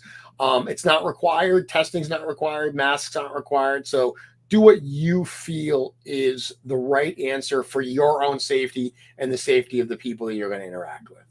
Yeah. And I would say, I know a lot of, some folks kind of came away with some con crud last year and stuff. And as much as I was joking around earlier about, you get the sleep you need when you're dead, make sure you're taking care of yourself. Make sure that you're getting enough sleep. Make sure you're eating right. Make sure you're drinking water, hydrating. And, there's going to be a lot of folks in that room. So between, a lot of folks in that room, if you also are not on top of that, not taking care of yourself, that's not a good combination. So, I mean, and that's one of the great things with the show being at a hotel. And so it's different for exhibitors like us because we have our tables to work. But if you're there as an attendee, take a break. Like literally, it's okay to walk out of the room. So one of the things to remember at this is not the type of event where there's only one room that everybody's crammed in. Literally, guys, the entire hotel is LegionsCon at this point. Okay. Almost the entire hotel is rented. The rooms are rented by people coming to LegionsCon. So it is going to be intense. Yes, the main ballroom is where the bulk of exhibitors are. That's where the Horsemen are. But there's also this particular hotel, like just the hallways are massive. So there's a ton of stuff happening outside of the main room. Obviously, there's the secondary room with a number of exhibitors as well. There's the breakout sessions that are next to that room. And then there's a main lobby area where we're going to have things on display that you can see. And that's where people are going to be hanging around and milling about. That's just the event space. Beyond that, there's like a gorgeous actual main lobby. There's an outdoor area with fire pits and stuff. There's the restaurant. There's so much space. Go and take a breather. Go to your room and freshen up or something if you feel you need to energize. Maximize your time, make the most of it, but don't feel like this is a weird analogy, but I remember, I have 2 little kids, or they're not little anymore, but they were. And I remember they would piss their pants because they were so afraid to miss fun. Like they were having so much fun playing, they'd piss themselves. Don't piss yourself. Take a break. Go take care of yourself and then come back. We'll still be there. I have a feeling that that's going to be a Billy Beige meme now. Don't piss yourself from Jeremy Girard. Let's see. I did want to pull this up. Kevin in Boots. Yeah, if you have the Red Death, do not come to LegionsCon carrying Red Death. Don't leave your home because and then wanted to pull up one more comment here that we had. And I know you've kind of talked about this. The G-Con is going to be at the hotel, but it is invite only because you are limited on space. But then you've also talked about, there may be some people that want to gather up and watch it together. And Kevin here asked, have you scouted out a spot, a broadcast room for G-Con? Yeah, Kevin. So if you're going to be at the hotel that morning for the start at 10 o'clock, it'll be very obvious where you can go and watch that. There'll also be the room where people are milling about. So come down to the room, check it out. We've got to get the interns in and stuff like that, but there will be space around the hotel that people will be watching. And did I may be totally imagining this, but did I hear you say something like that you guys are going to try to actually at some point funnel the figures through that other room, for them to see it? Or is that, am I imagining that? It's a couple, we'll figure it out. We're going to, the fact that we're at the hotel. So this is a variable that we've never done. We've never done it at the hotel. We don't know how many people are going to be there. We don't know what to expect. All I can say is, like we always do, we will try to make it as fun for everybody. So if you're at the hotel when the show starts, we will try to make it as fun as possible so you can get involved. Gotcha. And then I have one more question about the event. So I know last year we had just kind of a plethora of breakout sessions. You had 3 going at a time, Saturday and Sunday. Yep. And this year it's a little bit more streamlined, and it kind of feels like it's all around, really customizing and getting folks into that kind of stuff. Last year there was way too much going on to have anything filmed or streamed or any of that kind of stuff. Are there any plans for that this year? And if not this year, are there any plans for maybe the future for either streaming that event or either, recording it and having it available later? So there won't be this year. And to be totally honest, it's not something I'm focused on. And there's a very specific reason. We need to focus on the people that are at LegionsCon. That is a massive undertaking. To also try to stream content out for people not at LegionsCon, I would love them to be a part of it and be able to experience it. That's what G-Con is, right? So G-Con, that's a worldwide broadcast. We stream that. The cost of doing it is substantial. Like, to actually try to do that from the hotel, we had to buy a lot of additional services to make that feasible. To stream like breakout sessions like we're doing, they're hands-on breakout sessions.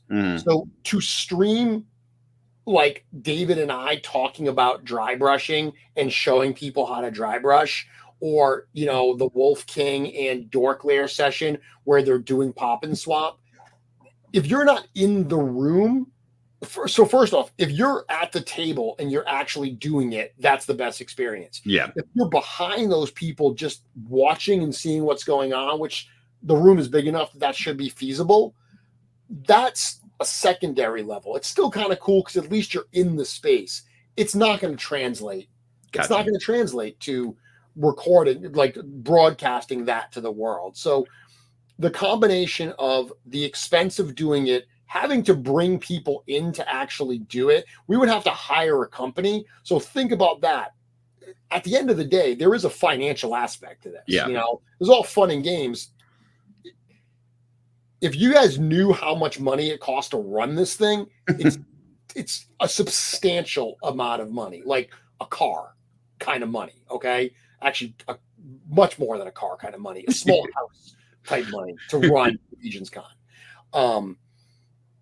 To invest to broadcast something that I'm not going to charge people for that. It's like, that feels weird. So I guess that's my long-winded way of saying I would love to do something in the future. If there is something that makes sense to broadcast, I will absolutely be on board to do that. But until there is actually a session outside of G-Con that makes sense to broadcast, we're going to have to focus on the people in the room. Okay, so I got 2 follow-up questions with that. Then the first one is for folks that do want to get into those events at the convention. What kind of space do you have available, and how do they get on that list to get into those rooms for those sessions? It's going to be first come. There's going to be a line. We've already released the schedule of when those sessions are. We are also going to have announcements. I just remembered I got to get a megaphone for Pete. Totally forgot. You may not need it. I'm going to have to do that. No, he said he wants it. Okay. So we have released the schedule of the sessions. You've brought it up here.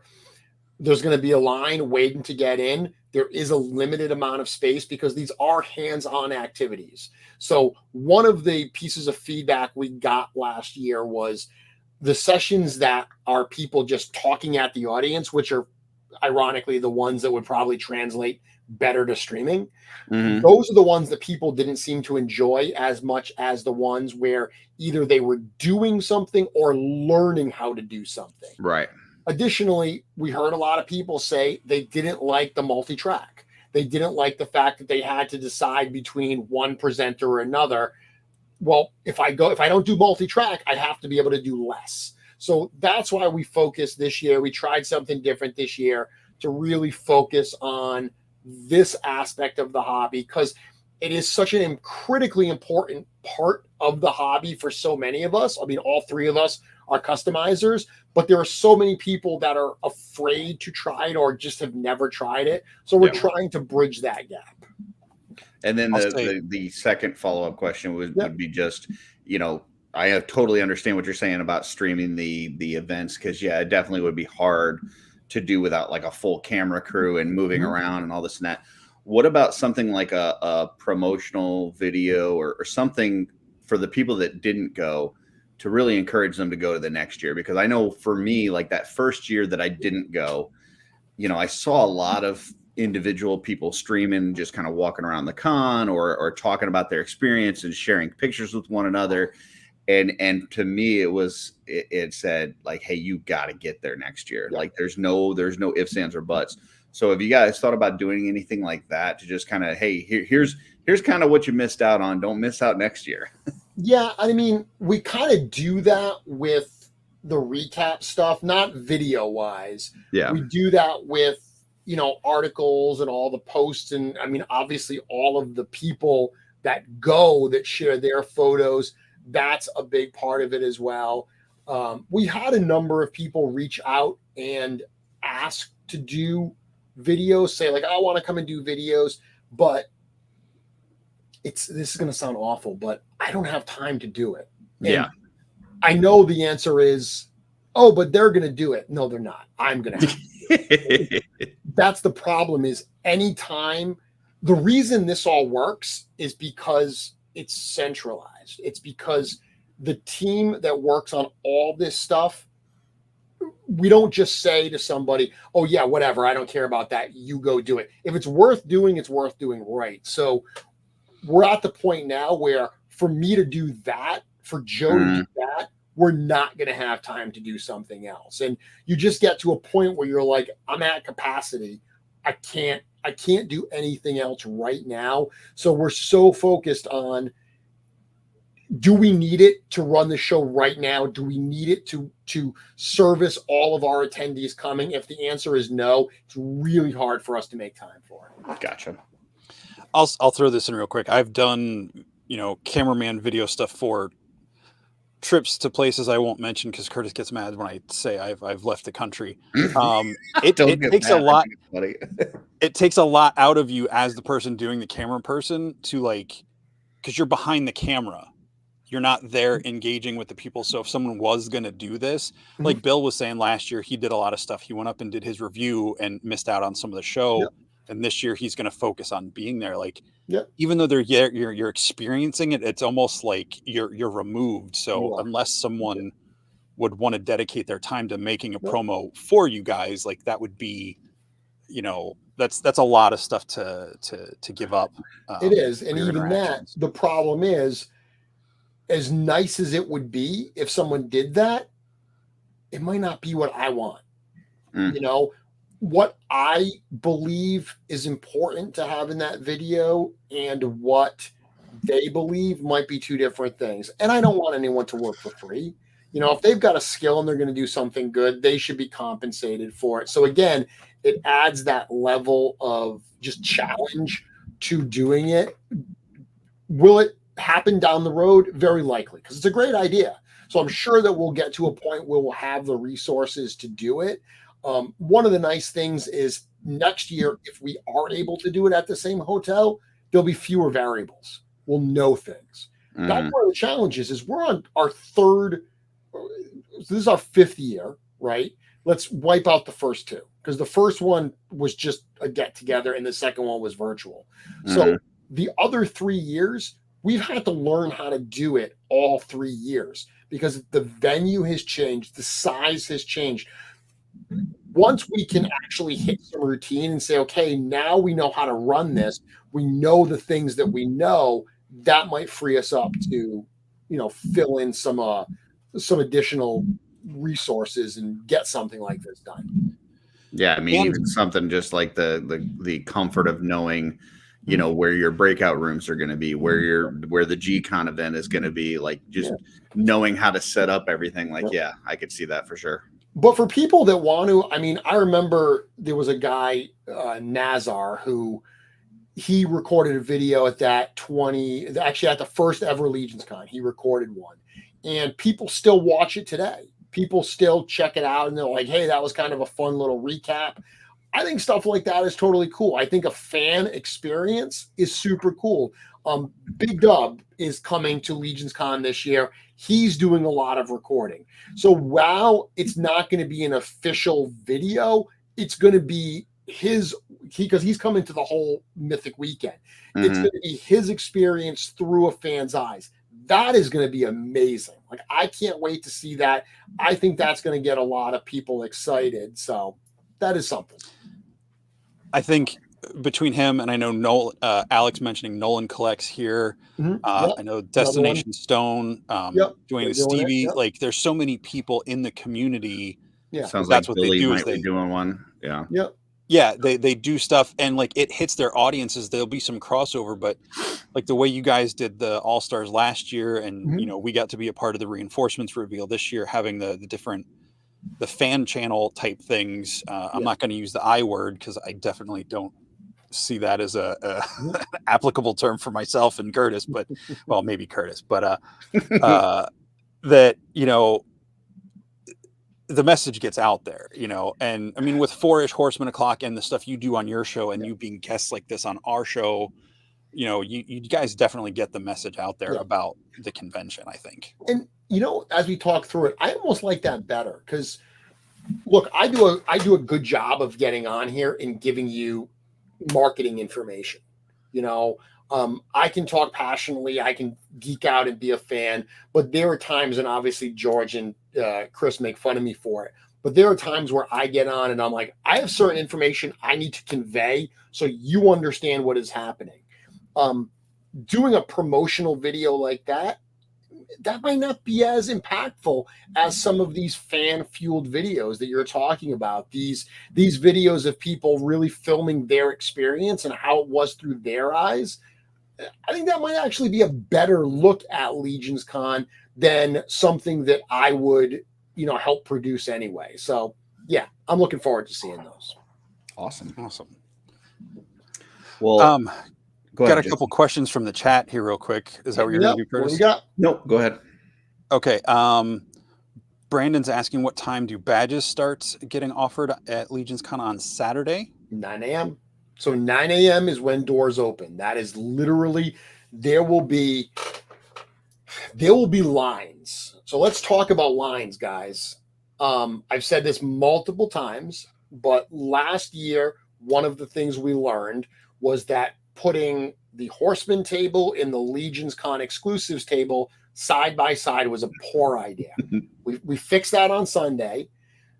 This year, it's going to be so much better for a couple reasons. Number one, we separated them. So when you get to the hotel, there's a couple ways to get in. There, if you go to the main lobby, you're going to have to come down a hallway. There's actually a second entrance that goes right into the LegionsCon area.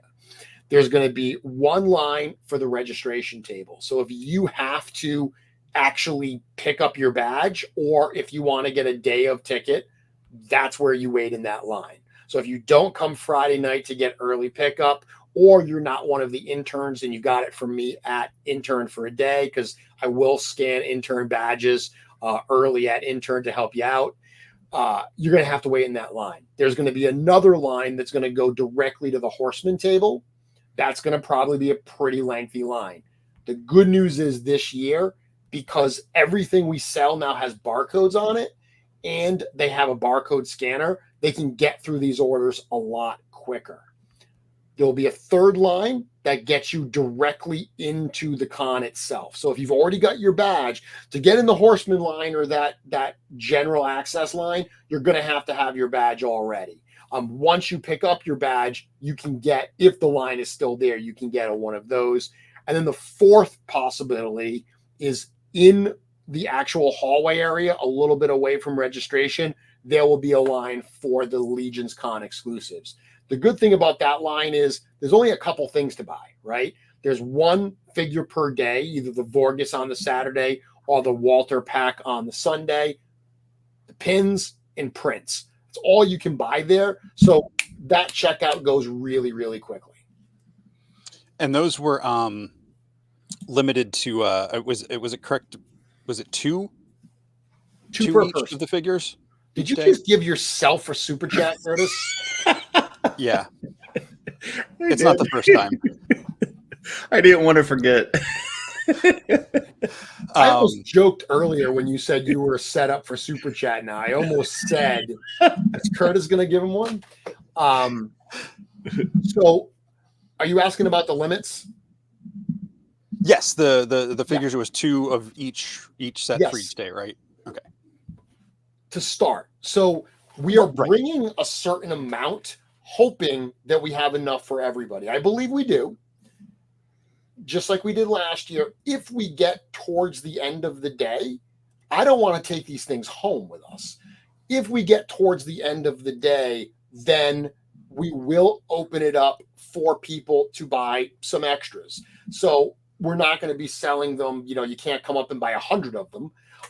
But if you want to pick up a few extras to hook some people up at home, you can totally do that if we have them available. But the reason we limit up front is to serve as many people as possible. Last year, we had plenty of them. Okay. Next question is, and I mean, any of us can really answer this. Do a majority of the vendors accept cash, or do they only do cards? It's a mix. You always say cash is king. Yep. But I know it depends on the vendor, what they're set up, what their access is to. It depends on how good the Wi-Fi is and everything. So some of them will accept Venmo or PayPal or whatever. I can only speak for the Horsemen table. They accept cash and card. The Legion Shop table and the LegionsCon table, they accept cash and card as well. So we, at those tables, we don't accept PayPal or Venmo or anything like that. And I do know that some of the vendors that don't accept card, that only accept cash, last year at least, they were doing like trades. Like if you you went to the Four Horsemen table and bought a couple figures for them with card, and then you could trade them for whatever their customs or whatever. So that may be an option for some folks as well. Yep, some of them will do that. Do you want to ask me Curtis's question there? Yeah, we've got a super chat from one of our fans here, Curtis Ackerman, $4.99 super chat. Will there be a time after the event or at some point to allow vendors to get away from their tables and go through the 4-H line? I know this was something that I heard for some vendors last year. Like it just was so busy they could never break away. So that's a challenge because one of the things that one of the policies we have at Four Horsemen Studios, we do this for all shows. If you are in the room as a vendor, you cannot go to the table before those doors open and start buying stuff. Nor when the doors open, can you just cut to the front of that line because you're already in the room. We will have security. They will be ushering that line of people. And by the way, you don't need to get in line the night before at the hotel. That's insanity. You don't need to do that. If you are first in line, all you are guaranteed is that you have first crack at what's there. There's stuff that we're bringing that may not be on the table at that first pass. We're going to be refreshing that stock all day. So you could come 3 hours in, 4 hours in, and they could crack open a case of something that hasn't been on the table all day, and you get access to that. Stuff like reinforcements, there's quite a few of those. You should be okay to get those at any point during the day. So some stuff will sell out, but stuff like that, we've got quite a bit of. If you're in the room, you can't go to the Horseman table. So that begs the question of how do vendors get to go to the table? One of the things we are doing this year for exhibitors, the show ends Saturday at 4:00. If you have an attendee badge, we are going to kick you out. We're going to say everybody with attendee badges, you do need to leave. We will see you in the lobby, hanging out later, and certainly tomorrow morning back at 9. Once we shut that down, exhibitors are still in the room. We are going to stay late at the Four Horsemen table, and we are going to sell only to exhibitors. So we're going to probably be there until about 6:00, only for exhibitors to come through that line and get some stuff so they have an opportunity to shop that table as well at a time when their booth, they're not going to have attendees milling about needing to shop their booth. So that was something that we're implementing this year. Again, you'll learn every single year. That's what we're doing for the Horsemen. As far as the LegionsCon exclusives, we always do that early where the show opens at 9. Those sales start at 9. At 8:00, we'll announce to the vendors, you can come out and get your exclusives now. So you'll be able to get those before the doors even open. Gotcha. That's a huge win. I really appreciate that. Yeah. And again, last year, you learn things. So last year we realized, the line didn't end all day for the Horsemen. It literally went all day. So there was no point where the line stopped and vendors were like, you know what, I'm going to jump over there right now and pick up a few things. So this was a way that we said, you know what, because they can't jump out of line, we'll make a time just for them. And it's actually another benefit of being an exhibitor because let's be honest, it's hard.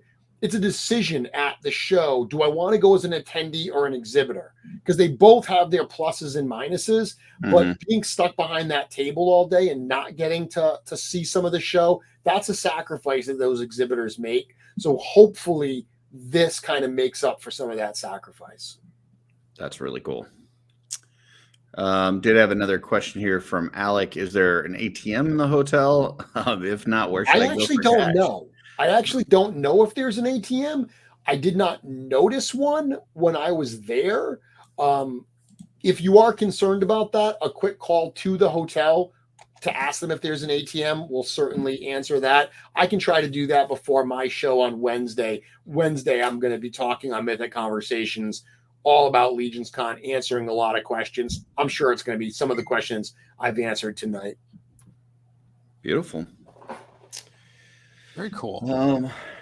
Anything else, Jesse?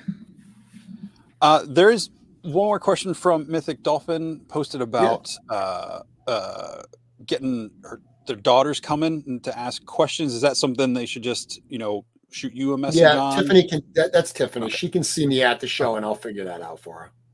Okay, there you go. Beautiful.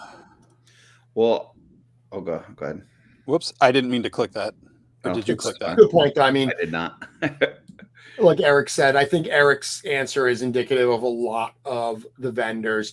Cash is always king, but if you need to pay some other way, most of the vendors have an alternative. Mm-hmm. Okay. I just wanted to say, Jesse brought it up earlier, but just really wanted to thank you in the studio for allowing us the opportunity to reveal one of the reinforcements. Just the honor of being able to do that was awesome. And then the fact that it was a shadow orc was, icing on top of the cake. But it was just a really cool experience. Yeah. And just kind of wanted to get your thoughts on those reveals and how you thought that whole process worked with the different content creators putting that out. Yeah. Again, back to that same comment, live and learn, right? We did this for All Stars 5 and it was a lot of fun, but a number of people, it was so all over the place, right? Where we didn't know who was revealing what in advance. We didn't know what days it was going to be, what times and everything. So people had said when we did All Stars 5, it would be a lot more helpful if I knew what to expect, like when each one of them was doing it. So when we did reinforcements, I talked to the two of you.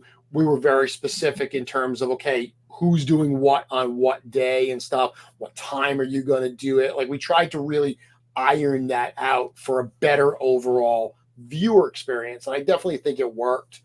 It is funny though, because after All Stars 5, I knew we wanted to do that again, but I knew we couldn't do it for All Stars 6 because All Stars 6 was such a big, important wave with so much new stuff in it that we really wanted to continue that Necronominus story. Mm-hmm. So reinforcements was a perfect place to do it. I've said that wave was expected earlier in the year. We designed that wave back last year. We put those parts together. We had, like I've said before, we knew that the Silverhorn was almost in All Stars 5. So right away we were like, let's just make a bunch of Silverhorns. We knew we had that unused vampire head, even though we've now seen it on Operative 83 in the new Vorgus Vermilius. It was first designed for the vampire phalanx. Mm-hmm. We knew we had the orc head. So we put those together and we were looking at that new orc and we were like, okay, well, what should we do with it? And do we do a green orc? Do we do a fury orc? Well, we knew we were going to be getting the LegionsCon set. So we were like, and we said, shadow orc. That'd be really cool. We don't, Gorthok is super hard to find. So even during that thing, I knew how much you liked shadow orcs. So as soon as we started talking about doing this as reveals and stuff, I knew that was the one you had to get. Oh yeah, it was awesome. And I also, I've been very vocal about, I am kind of over the All Stars format, like the older figures, because you guys do such a good job on the new figures that I prefer the new stuff because there's just more tooling. You typically have more parts in there, maybe multiple heads, whatever. And I thought this reinforcements was a great way to give some people something old, but at the same time, give them something new. Like you guys, the figures that we got the version 2s of, I guess, of the Cavern Dwarf, the Gold Knight, stuff like that. Like you gave us, you can make that figure the way that it was, or you've got some new parts that you can add to it as well. It's an interesting topic because All Stars is challenging. I saw people complaining about Balthar Shadowhorn. They were like, why is that a $37 figure? And so is Sir Enoch. And it's almost like we're a victim of our own success, right? Like Bothar was a value at $37. Like that's a good figure. The reality is it's not a value at 37. It's just that Enoch is stupid. Like yeah, there's no way that should be a $37 figure. No, it's ridiculous. It's absolutely ridiculous that's a $37 figure. It's almost like we've raised the bar for what we can do. But like we're not going to drop the price of Bothar. Like that's a standard figure. That's what it should cost. So it's an interesting scenario because if you look back historically at All-Stars, when All-Stars first started happening, the pieces of the figures that were All-Stars were the same pieces as everything else in the line. The library was a lot smaller. Now that we've gotten to this point, like you said, the way All-Stars voting works is people are always going to vote for the rarest, most expensive figures. You know, a figure like Azar, it wins because people need it to fill a hole in their collection. But it's not something they're going to buy a ton of extras of because the parts are very common. You've got those parts. So the people that do buy a lot of extras, it's also not an army builder. So it provides that a bit of that challenge. Not giving anything away, saying, you know, what we will or won't do with All-Stars going forward. What I will say is we understand how popular the idea of, you know, reissuing figures is, that it helps a lot of fans get these characters in their collection. But at the same time, we also do understand the fact that the All-Stars reissues from Wave 1 are the least attractive in some of these new waves because of what we're giving you with the other figures. You look at something like Reinforcements, the Gold Knight was a great improvement with that paint job. Tavern Dwarf is arguably one of the best values with a Legion builder with all those weapons and stuff. And then you got the Ogre, who, again, a lot of people wanted it, and it's a newer figure. Not a Wave 1, Wave 2 type figure. And then you've got the 3 new things. So I do think it was a pretty good mix of stuff. And the reaction to it, guys, it sold out so much faster than I expected. I did not expect them to go that quickly. Yeah, I mean, I would say, you know, if you're going to do, you know, older characters, I would much rather see a version 2. And I know typically that's been reserved for your, you know, more important characters. But if you guys went to something where you kind of eliminated the All-Star, you know, bringing back the way that they are, but did a more version 2s, I mean, like a Sir Godfrey with a human head and, you know, an updated, like, yeah, that would be really cool. So yeah, and I think as we get further and further down the line, the amount of people that are completist, it's really hard. Like I don't know that there's too many completists still out there, unless you were really in it from the beginning or at least early on. It's very expensive to try to be a completist at this point in the line. It definitely is. I do want to answer this one question. Tiffany's asking about mobility. Yes, you can absolutely bring a chair. A lot of people do bring little camp chairs to sit on and everything as needed. So that's not a problem at all. Cool. Excellent. Last highlighted thing here is anything new to update on the book? So we've taken a little bit of a break on the book just because we're so busy with this stuff. So we are almost done the kind of lore pass.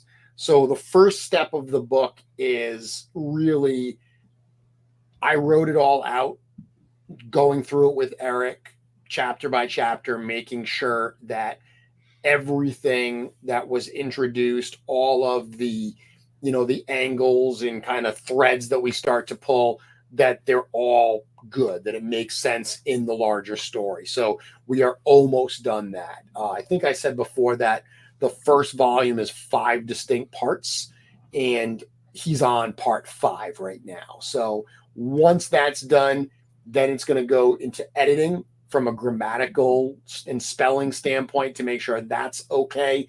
That's also probably the point where we're going to start figuring out what we need for art.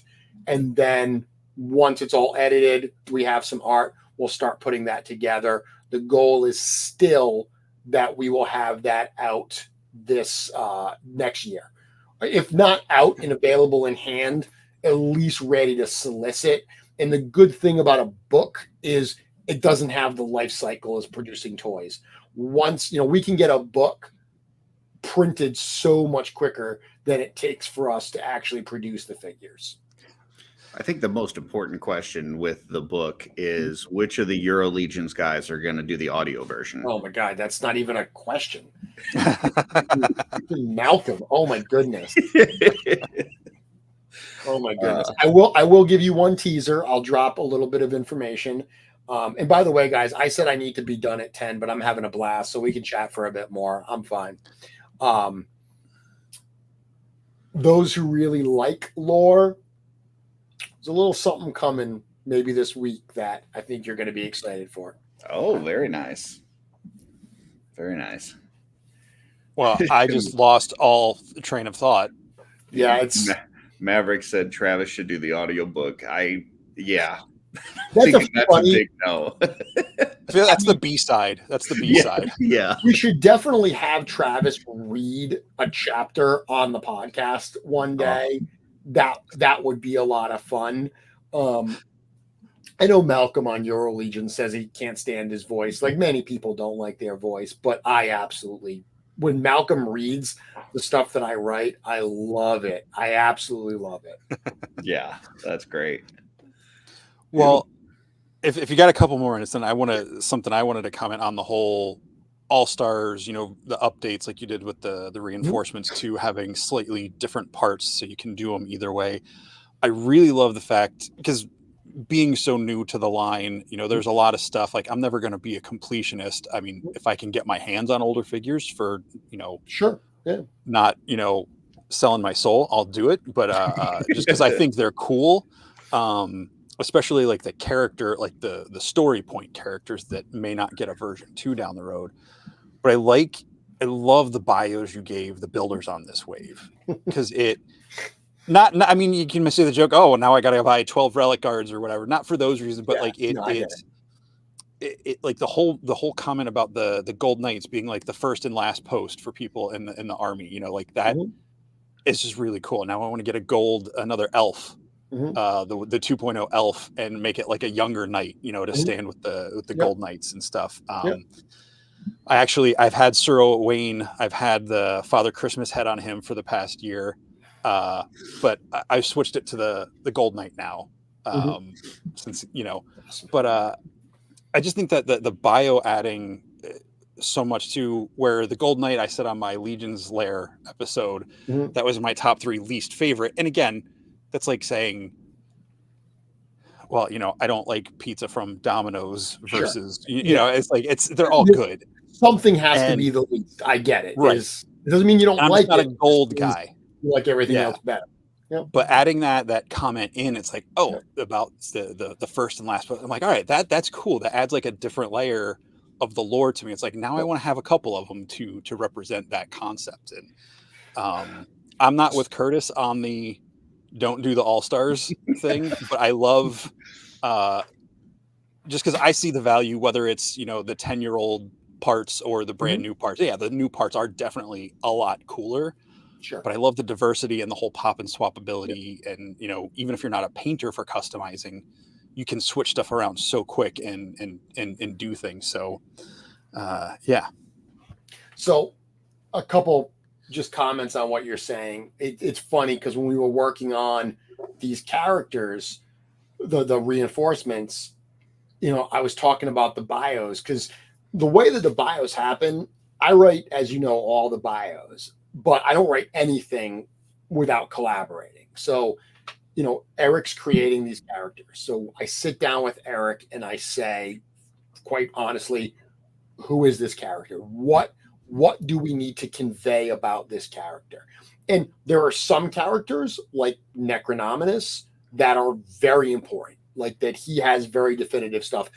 Other times he's very loose and he's like, I don't really know. It could be this. And we just talk about ideas. We bounce things back and forth to figure out what would just be a cool thing to talk about for this. Sometimes I bring ideas that I'm like, hey, in the bigger scheme, I was thinking about this, and this character, this, whatever builder or character would fit really well. So we have that conversation. So when it came to reinforcements, I said, let's talk about the bios. And he said, well, we don't write bios for Legion builders. And I said, we do now. I'm not letting any opportunity go to not give people lore. Yeah. Because a while ago, I did a Mythic Conversation show, where I read the chapter in the book on Covenant of Shadow. Mm-hmm. And a number of people were like, well, I didn't care about these characters, and now I need all four of them. Yeah. Because the minute you learn about them and they interact and they become more than just cool toys, it brings it to a different level. I want what you just said, where you read that bio and you're like, wow, that's a really cool type of character. There was a guy that I was semi-arguing with about the Gold Knights and the army of Leodicius on the Cabal, where he was saying, like, he feels like the army of Leodicius is fat and bloated and corrupt, and they've forgotten. And I was like, no, that's not close at all. Actually, in the lore, they're the faction that most of any of them remembers their oaths. They haven't missed a beat. Like, they are literally like so military strong and so disciplined. They're badasses.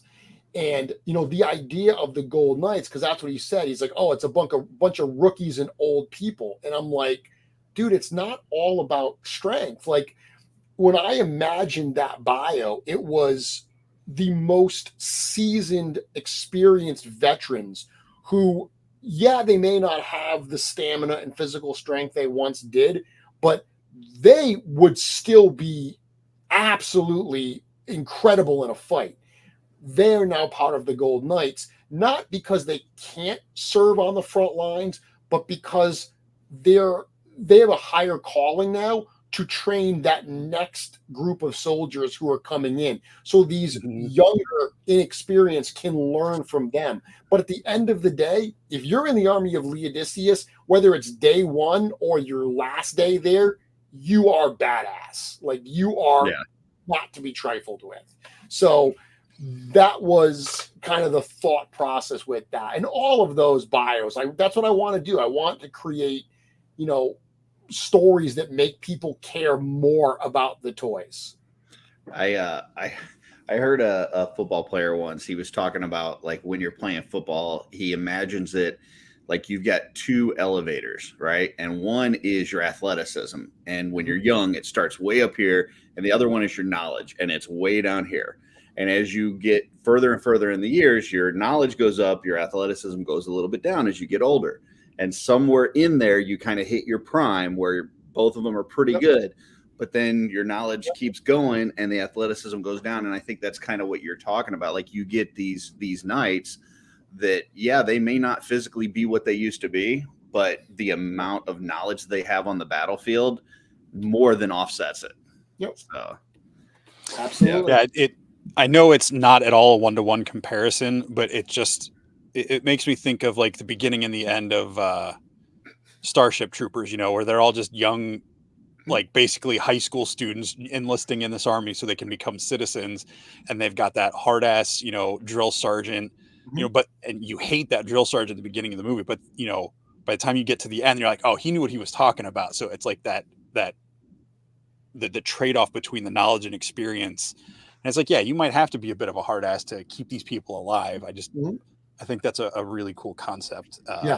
Well, and I just want to say, on behalf of Jesse, I don't normally speak for Jesse, but I'm going to say on behalf of Jesse, thanks for making bios for horses, because I know that's something that Jesse wanted. And the fact that we've now gotten a couple horses with some bios definitely is something that he's excited about. Yep. So it's funny. So I'll tell you, I think Boreas was the first one I wrote. And Boreas is a cool bio because Boreas is the name of, like, the North Wind. So, that's what that character is supposed to be, where he's like this, almost like a magical, mystical type beast. He's not magical, but he's he's got a presence to him. He's this wild animal. Interestingly, he was not Dubon's horse. And then Trevor took that amazing shot of Dubon riding Boreas. Mhm. There's a scene in the book with Dubon and Boreas together because of Trevor's shot. Nice. Because it looked so great that I was just like, ooh. And again, that's an example of all this stuff feeds it. There were pages in the book and chapters in the book or whatever, scenes, I guess I should say, that are written because of Nate's art. You know, I saw something he did and I was like, oh, I can use that here. So I wrote the story to that. Obviously, there are parts that have to be written to the bios because that all has to be canon. So I have to work all that in. Literally, even the game. There's stuff that happens in the game that I knew they were doing that I had to accommodate in the actual book. Side note, for people interested in what's going on with the game, I believe they're going to have very, very good news for you this coming week. Oh, beautiful. Awesome. And again, so like I was just saying, Trevor's photo, it's all part of this kind of melting pot of content that we can play with to pick for the actual story. I'm thrilled to get it out there. I know fans really want to read it. I want them to read it so badly so we can talk about some of this because there are so many characters out there that I think people have incorrect opinions on. Mhm. They think that they're one thing and there's something very, very different. We give our OffWorld co-host Matthew Dooch, we give him a lot of trouble because at one point he had came out and said that there really wasn't any lore to this line, and then you did like an episode completely on lore because he said that. Yeah, it was his comment right. that made you do that episode.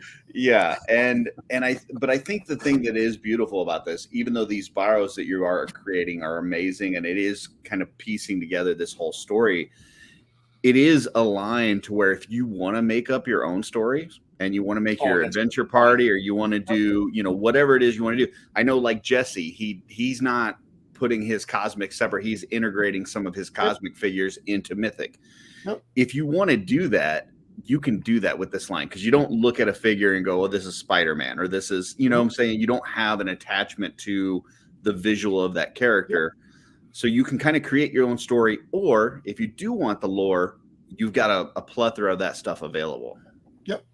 Yeah, and I had spent. I mean, when I first got into customizing, I would write tons of bios, creating my own lore for my characters. My original displays, I had characters all over. Scapular was with Necronominus. I had scapulars on the side of what I had. I had Morgulith and a skeleton that I used as like the king. So they were the king and queen, and I had a scapular on either side as their guards. Interestingly, as I've started writing the book and I've gotten more into the lore, I've changed my displays. I've actually changed my displays around completely to now be faction specific. And I have a lot more displays out that are, based on the lore. Because as I've written the lore, I've gotten more in love with it myself. But anybody that wants to do their own thing, I think that's totally cool as well. The fact that the line is conducive to that, I think does help bring in all kinds of people. I do hope even people that create their own lore will at least give the book a chance to read the story as we intended it, so they can at least decide, what works for them. Absolutely. Totally. And yeah, I'm going to double back to what Chris said about the horses, because I love that, because, reading the Chronicles of Brittain books, the horses' names and like the lineage, some books, the horses are almost their own character with the heroes of your tale or whatever. So getting those bios with Boreas and Bishop and what's the new one? Deacon. Just like the way, and the way Bishop, like the whole thing with Elijah being with him when he was young and not well, and that he nursed him back to health. It just like You know, Yep. I know it's an easy gut wrencher to go to, but like Atreyu and Artax Yep. in Oh, yeah. Neverending Story, Oh, like yeah. you know, those animals are such a thing. And you can get some other things. You play D&D, you know, animals are almost disposable in that game because like Mhm. it's kind of a joke. Like, oh, we have to tie them up here. We come back and like, oh, harpies have eaten them all. You know, because so you Well, get different levels of it. So I will, because you guys were asking about lore things, I will give you one more fun little thing. And Jesse, I'm sure you'll appreciate this. So when you look through the mythic checklist, you look at all the characters. The reality is not every character is an important character. You know, I've already said that the PowerCon characters, they're not in it at all. Okay. They're just fun toys. They're not in the lore. Even though you read their bios and it sounds like they're part of it, they're just fun toys. There are other characters, they're not major important characters. I do try to work their names in. I do try to work scenes in for them, so at least they have a presence. But there will be a handful of characters that are the major characters that this story follows. Jesse, you will be happy to know that Thistlethorn is a major character. Very nice. oh man, Very nice. that's yes. That Thistlethorn makes is me pretty very cool. happy. So you said that about the LegionsCon characters. So like what about Sir Girard? Like, is Sir Girard considered a major character? No. That's a shame. That should not be. Girard is not a major character. Ah, man. All right. Well, we tried to, just FYI, we tried to get through all the comments or the questions. There were, some that were like based on certain, like, are you going to make this kind of figure, that kind of figure? We figured you can't answer that. So we kind of skipped those, but otherwise we tried to get to all the questions. Yeah. Anything else? I mean, like I said, we're less than 2 weeks away now. Anything that you want people to know leading up to the event before we close out the show? I think we're good for that. Again, tune into my show this Wednesday night. I'm doing a Curtis where I'm plugging another show at the end of one show. Tune into my show this Wednesday night. I'm going to answer more questions and talk more about LegionsCon. So I think we've kind of covered most of that. I know you guys said you wanted to talk a little bit about non-work related stuff. So we've got a little bit of time left here. Did you want to do that before we call it an evening? Sure. You've been watching anything or collecting anything that you want to talk about? So it's funny. I mentioned earlier that I redid some of the collection room today because of the stuff that had come in. But part of the reason I did that as well is I originally was only going to get a couple G.I. Joe classified, and I started to get more and more of those. So I moved some stuff around so I could have more of a dedicated display to G.I. Joe classified. Really right now it's 4 Horsemen stuff, Mezco, Rumble's original stuff, and G.I. Joe classified. That seems to be the bulk of what I'm buying, and then the occasional NECA figure I'm still getting. So are you completely out of Marvel Legends at this point? I still have my full display of Marvel Legends. Gotcha, but you're not buying any new ones. No, I had changed because there was a point that I was doing comic and MCU and I had too much. So I said, I've got to go in a direction. So I went MCU. So I have a display of X-Men that are not MCU. So I have a display of comic X-Men with my MCU characters. And then I have like Fantastic Four. So I said, after Endgame, I'm done. I'm not buying more characters. So I'm not buying Shang-Chi and Eternals and all these other I think Disney said after Endgame they were done too, from what I can tell. Well, so I said that before the movies came out, and I didn't enjoy them as much as the pre-Endgame stuff. But so I haven't bought anything since Endgame. As we all know, once you stop collecting a line, it's really easy to lose interest in it. So I do see a day where I'll probably sell off the Marvel Legends to make room for other stuff I need to display. Yeah. I've only gotten a couple of those GI Joe classifieds, but man, they were really good. I have pre-ordered the 2 new Dreadnoks that are coming out. Yeah, Hasbro's doing a really good job with those. What I do with those, my rule is I will only buy figures that I had as a kid. Gotcha. So I always use this as my example. The Arctic Bat is an awesome figure, but it's a new figure. So it's not something I had. Yeah. So just so I can have some parameters around what I'm going to allow myself to buy, I had to have had it and enjoyed it as a kid for me to buy it. That's a decent parameter. I would have like 2 then, and I don't think they've made one of them. Well, I had heard on the Euro Legions, they did one with Joe Vassapolo, and they asked him a question about, if you were going to have 4 Horsemen work on a toy line that they're not currently working on, what would it be? And he talked about Battle Beast. And I am a huge Battle Beast fan. I just absolutely love them. I just think, I don't know if it's the size, the fact that you don't know what faction they're with until you rub the thermal rub, just the animals and the different, interpretations of them. But for you, like, is there a line that you would hope that they get a chance to do someday? Yeah, we won't, but I'll tell you I've answered this before. It's Inhumanoids. Oh, yeah. I think I did hear that. Yeah, because I want an Eric Treadaway tendril. Like, that would be amazing. I have a tendril. I have a vintage tendril. Yeah. At PowerCon, I very strongly considered buying a Metlar and a Decompose, because there was a booth there that had the entire Inhumanoids collection in really good shape. Yeah. And they were expensive, but I was giddy at PowerCon and I get like that. So I considered buying them there. I think that an updated version of Inhumanoids, we would kill it. We would do so good with that. So that if the Euro Legions guys usually say, if money wasn't an option, if you could get any license, what would it be? That would be my pick. What in your mind, if that were to happen, what size would you want them to be? Like, how big are you talking? Well, I would want the Earth Core figures to be like 7-inch figures, like Cosmic Legions figures. So then I would want the actual Inhumanoids to be sized comparatively.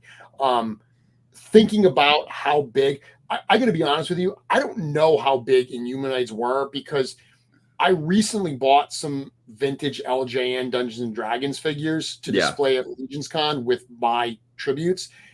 And they're so much smaller than I remember in my head. I remember them being way bigger. So I feel like I could be misremembering how big Inhumanoids are, but I have Tendril, and Tendril's pretty big. Yeah. If we did them as 7-inch figures at, the actual Earth Core, I would imagine that the Inhumanoids would be a little bit bigger than Trolls. Gotcha. Yeah, that'd be pretty cool. Yeah, that would be. And there's, other lines that I think are awesome too, but that particular line, because that's also a line that isn't. It's a line that I liked from my childhood that's not being redone. You know, like as a kid, I did love G.I. Joe, and Hasbro's killing it with G.I. Joe right now. Masters of the Universe, Classics is such a great line. I don't even have really many classics. I have a lot of the 2000X stuff because I really like those redesigns. Mm-hmm. But I'm not itching. Well, first off, I don't need the Horsemen to do Motu. They've done Motu multiple times already. Right. But Inhumanoids is the one that I feel could certainly use a reboot. Well, I mostly just wanted to put it in your mind again about Battle Beast, because nobody's doing anything with it. But that being said, Jesse, do you have one that's kind of like your dream property that you'd like them to work on, if possible? I don't. This is going to sound super cheesy, but I'm going to say it. Mythic Legions is it. Like the fantasy and the fact that it's got the creativity. I was just looking up one property from the 80s that I liked, and I always wanted the toys. I don't know if it would be enough of a line to make it worthwhile for them to do, but I always loved the Bionic 6. I just thought, you got like the people and they have that robotic gorilla. Just seeing his take on what those, or the studio's take on what those would look like, would be fun. But they're essentially superhero suits, so there's not, unless he gets really creative, which would be cool. Like you said, most everything else is done by other properties or companies.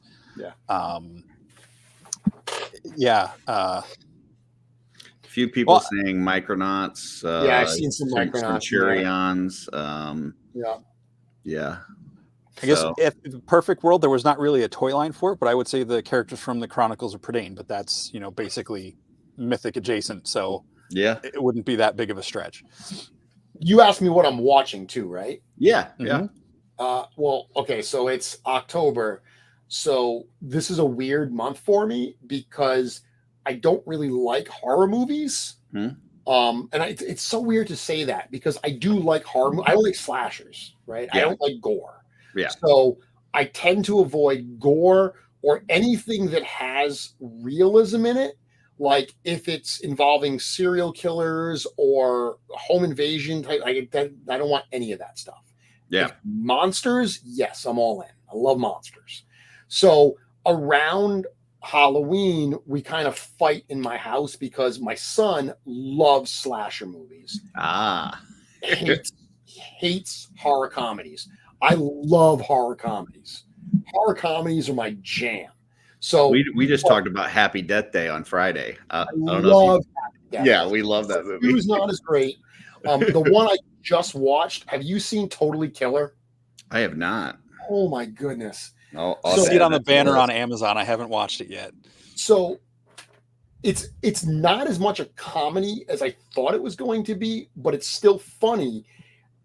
The setup is basically it's the girl who plays Sabrina in the new Sabrina the Teenage Witch. Gotcha. She her mom, when her mom was in high school, her mom's friends were all murdered. And she goes back in time to when her mom was in high school and has to try to stop it. I saw a trailer for that. I wanted to see that. The time, so it's a slasher movie that's kind of funny. It's time travel, and she travels back to 1987 or something. Yeah. I love fish out of water comedies, like fish out of water stories where people, so it gives me a fish out of water, but what's out of water here is the modern sensibilities compared to what was okay in the 80s, which is when I was a child of the 80s. So it was totally up my alley. So that recently I loved, and I did very different type of show, not funny at all. I did just finish Fall the House of Usher on Netflix, which was fabulous. Yeah, I definitely got to see that. I got that on my list.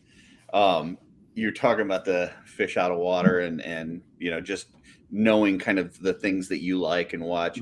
I wanted to tell you last year after LegionsCon, I know it's a tradition for you to watch around Thanksgiving, watch Planes, Trains, and Automobiles. Oh, yeah. Right before Thanksgiving every year. I had never seen it until last year. So we get back from LegionsCon, and I'm like, Jeremy talks up this movie. I'm going to watch it. I watched it, loved it. But here's my but. Okay. I had PTSD because it was totally mine and Billy's trip to LegionsCon. Like it was. I mean, there was so much from that movie that is like directly from mine and Billy's trip that I had a little bit of stress. Oh my goodness! But yes, it was really good. So now Billy just said we lived it. I think my favorite scene in that, and I'm picturing it with you and Billy, is the driving scene where I'm drawing a blank on his name. John Candy, Steve Martin. Where Steve Martin looks over at John Candy and he's like the devil and he's just like laughing. So I'm picturing you and Billy doing that right now. I'm pretty sure I saw that. Yeah, so that's what we've been watching. What were you going to say, Jesse? I want to check out the Fall of the House of Usher because I really liked Midnight Mass from the same director. Oh, I didn't know he did that. Okay. That's the only one I haven't seen. So Oh, it's so good. That's the only one I have seen. so he did Haunting of Hill House and then Haunting of Bly Manor. Mm-hmm. Haunting of Hill House is amazing. It's creepy as hell. Most people I know prefer that one. I actually like Bly Manor better. You got to get through the whole thing because it's one of those series that the revelations, when it's all done, make everything better. Like you got to see the whole story to really appreciate the whole lore they just told you. But I loved both of those. I did not watch Midnight Mass. It's next on my list because I've enjoyed so much of his other stuff. Did you? I watch made the Midnight Club. He did that too. He did. I think I did like 3 episodes, and I had a really hard time getting into it. That one's not as good. Midnight Mass, especially like you're saying, like you get to the end and you're like, oh my goodness, like it's It's, that series. I made the mistake of like binging it like in like a day and a half. Like I'm glad I was on some form of medication, like anxiety, PTSD medication. Otherwise, I think I would have like missed a week of work. That show had so much going on. Well, if you like those, I mean, so like I said, House of Usher. What I really loved about it, and this isn't giving anything away, I thought it was going to be like a version of that story. That it was just going to be the House of Usher, and that's just the name of the show. It's the show itself is based on the works of Edgar Allan Poe, which is interesting timing with Mask of the Red Death just recently coming out. But Poe has a connection to Rhode Island. He spent some time here in Providence. So like if you go do like ghost walks in Providence and everything, I love doing ghost walks in Providence, not because of the ghosts, because just the stories of the old architecture and some of the stuff, the history. It's a really cool area to go walk around in it on a cool fall night. And they'll tell stories about Poe and the time he spent in Providence. So I've known that for years. I've been a lifelong Rhode Islander. So to see this show that draws from like his body of work, I thought was really, really well done. Awesome. That's cool. Yeah, I'm definitely gonna watch both of those. That and the Totally Killer, because that's right. I made Sean and Curtis has now watched the Autopsy of Jane Doe. It doesn't sound like one you would like. Yeah, Jeremy. I don't know. It's not funny at all, Jeremy. So Juan is bringing up the Fear Street trilogy on Netflix. Yes, I loved the Fear Street trilogy. That was absolutely awesome. It's weird. Like I said, I don't like slashers. Sometimes there'll be some that I can stomach. It really depends on how they're presented. Like, what is the horror movie I love? Oh, Cabin in the Woods. Oh, that's great. One of my all-time favorites. It's just batty. Loved it. So Tucker and Dale versus Evil. Love that. I mean, that's a true horror comedy. So that's love that. Obviously, Shaun of the Dead, The Babysitter. Oh, all of them. So good.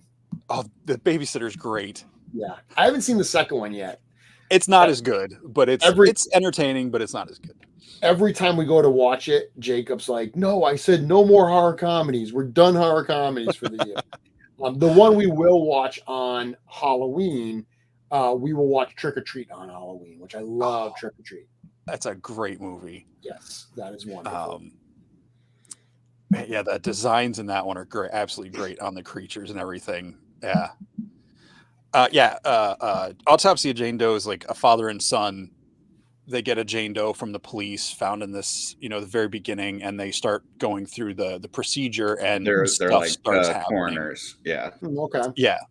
The morgue in a small town like Virginia or something. And it's one of those things like I like it because you never, minor spoiler, you never get like a full explanation. It's not like, oh, we conveniently found a book that explains everything that's going on in the movie. Kind of like in Cabin in the Woods, they put it all together. I mean, they find, the whole thing, but It's disturbing. It's not an easy watch. It's not one I watch Okay. repeatedly, but it's really good. And So to end, Haunted Mansion with my mom last night, the new Disney one. I haven't seen that one yet. My family went to go see it and they liked it. It was fun. So we talked about what we're watching. As far as I think you asked reading too. So around this time of year, every year, I reread a book called The Halloween Tree by Ray Bradbury, which I've read it. God, this must be probably 15 years in a row. I've read it every single year. And it's a cool story. It's about kind of the history of Halloween. It's a group of kids that basically go on a tour. Death is trying to catch their friend Pip, and they go on a tour of Halloween through the ages. So they find themselves in ancient Egypt and they learn about funerary rites and stuff like that. And then they're in, seeing the construction of Notre Dame, and they're in Mexico for the Day of the Dead. So all these cultural looks at Halloween and Samhain and so forth over the years. And I've always loved the book. So I read that every year. I took a break. I was reading a book series called Red Rising that Eric Treadaway actually recommended to me, science fiction series that I absolutely loved. So I finished the first trilogy for that, and I'm on the fourth book in that series. Like I said, I took a little break to reread Halloween Tree, and then I'll go back to that. Oh, very cool. I'll have to check that. I heard you talk about Halloween Tree before somewhere recently, or maybe it was last year. I was getting it confused with a kid's book I read in elementary school called The Ghost Eye Tree, and obviously it's not the same book, but it made me think of that, and that was a fun book too. I mean, it's for a kid's book. Nothing wrong with that. Nothing wrong with that. One of my favorite books of all time is a kid's book. I mean, I literally have a tattoo of Where the Wild Things Are from one of my favorite children's books. So we don't have to get super deep into it, but did you see the movie a couple of years? I guess it was like 15 years ago now. I did. It was not what I expected. I liked it for probably very reasons that I liked the book as a kid. I actually watched the movie in the theater, and I kind of broke down after it because it really felt like, to me, I took a lot of kind of like moral lessons on parenting out of that movie, and it was definitely like, wow, I need to be a better person, a better father, kind of watching that. Yeah, it was a weird emotional, but I definitely enjoyed it. Yeah. I didn't get the parenting. I mean, I can see why you would. Not a parent myself, I didn't get that out of it. But yeah, it would. I thought it was, this is going to be kind of fun, maybe some weird. And then I went and saw it, and I was like, I think I need a hug. Like, it's way more intense than I thought it was going to be for what the book was. Yeah, I was expecting more of like a magical, lighthearted romp type thing that was going to make me feel like, I guess, more of the wonder of childhood and less of the like absolute angst and powerlessness of childhood. So yeah, very different flavors. Yes, but I did enjoy it. Cool. Awesome. Well, it has been a great time. We appreciate you being on. Anytime, guys. I love coming on to chat about this stuff. I know just before the show, my wife was giving me some trouble because she's like, I remember the first time that you talked to Jeremy because I had texted you something that I wanted to discuss something with you, and you're like, well, I'll just call you. And she's like, after he called you, you were like giddy because you got to talk to him on the phone and stuff. And now here he is coming on a show with you. You guys are having a talk and an interview, and so it's just kind of the magic of this line. We've talked about it before. It's more than a toy line. It brings people together. And so really happy to have you on, and nice, your friendship and everything that you guys do. And it just can't wait for a couple more weeks to see you in person. Thank you. Absolutely. Yeah, I'm looking forward to it. It's crazy because here we are Sunday night. So, work week starts tomorrow, and looking at this week, I mean, obviously we've got Halloween on Tuesday. I've got a birthday party for my niece and nephew I have to go to next weekend. And I actually leave for the studio that Monday. So I'll be in the studio starting Monday the 6th. So I'm just looking at the calendar and I'm like, oh my goodness. Like we keep saying, you know, like I posted yesterday that 2 weeks away to LegionsCon. And it's even less for me because, you know, that Monday when I leave, it's on at that point. Mythic Week. Yeah. Are you going to rebrand it to Legions Week, or is it going to stay Mythic Week? Yeah. We've never said that it will always be a Mythic wave, but that's kind of the way it's worked out. So, you know, it being Mythic weekend, it is because it's a big part. I mean, it's obviously LegionsCon and Cosmic and Fingiora have a spot there, but for right now, we're going to keep it as Mythic weekend. But who knows what the future will hold. Cool. Okay. Well, anything else? I know you said you got a show coming up this week. You're going to talk a little bit more about LegionsCon. Anything else that people need to be looking forward to or be on the lookout for?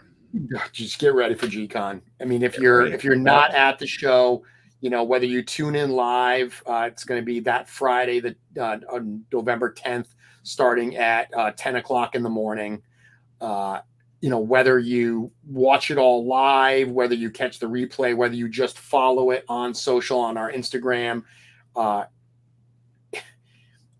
It's interesting because the Necronominus wave was such a high watermark. I mean, that wave is just top to bottom so ambitious. I mean, it's despite your, you know, kind of being tired of skeletons and knights are two of the most popular types of figures we do.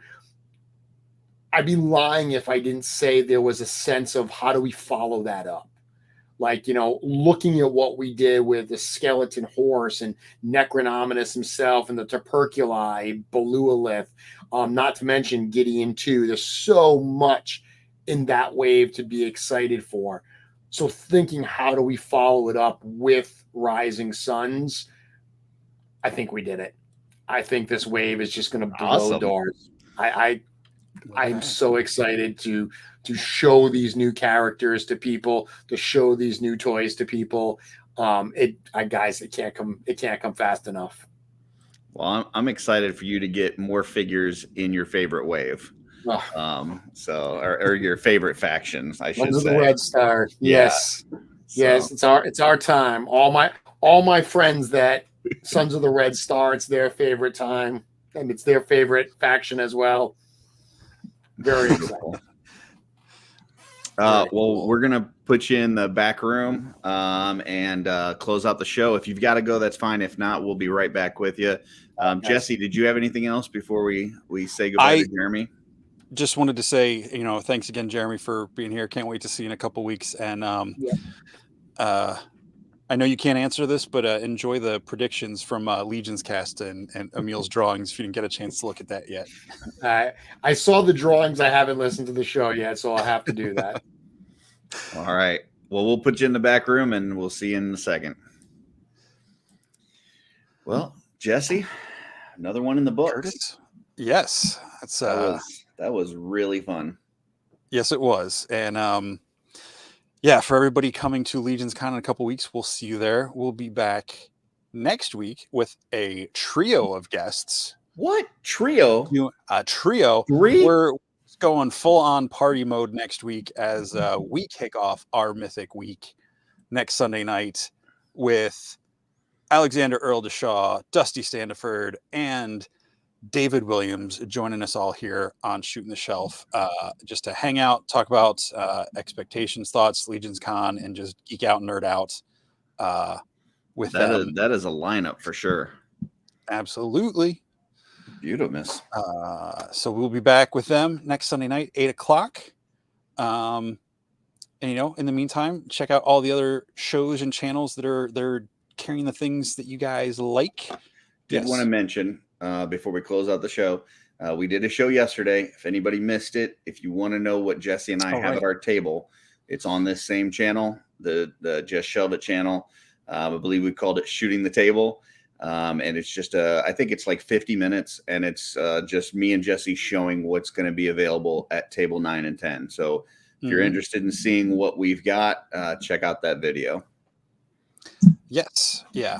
If it's not already, it will be bookmarked in the Shooting Shelf Season 2 playlist. So if it's, I think it's already there, but if not, it'll be there shortly. So again, thanks, Jeremy, for joining us tonight. Thank you all for joining us in the chat and for the super chats tonight. We really appreciate it. And until next time, what's on your shelf?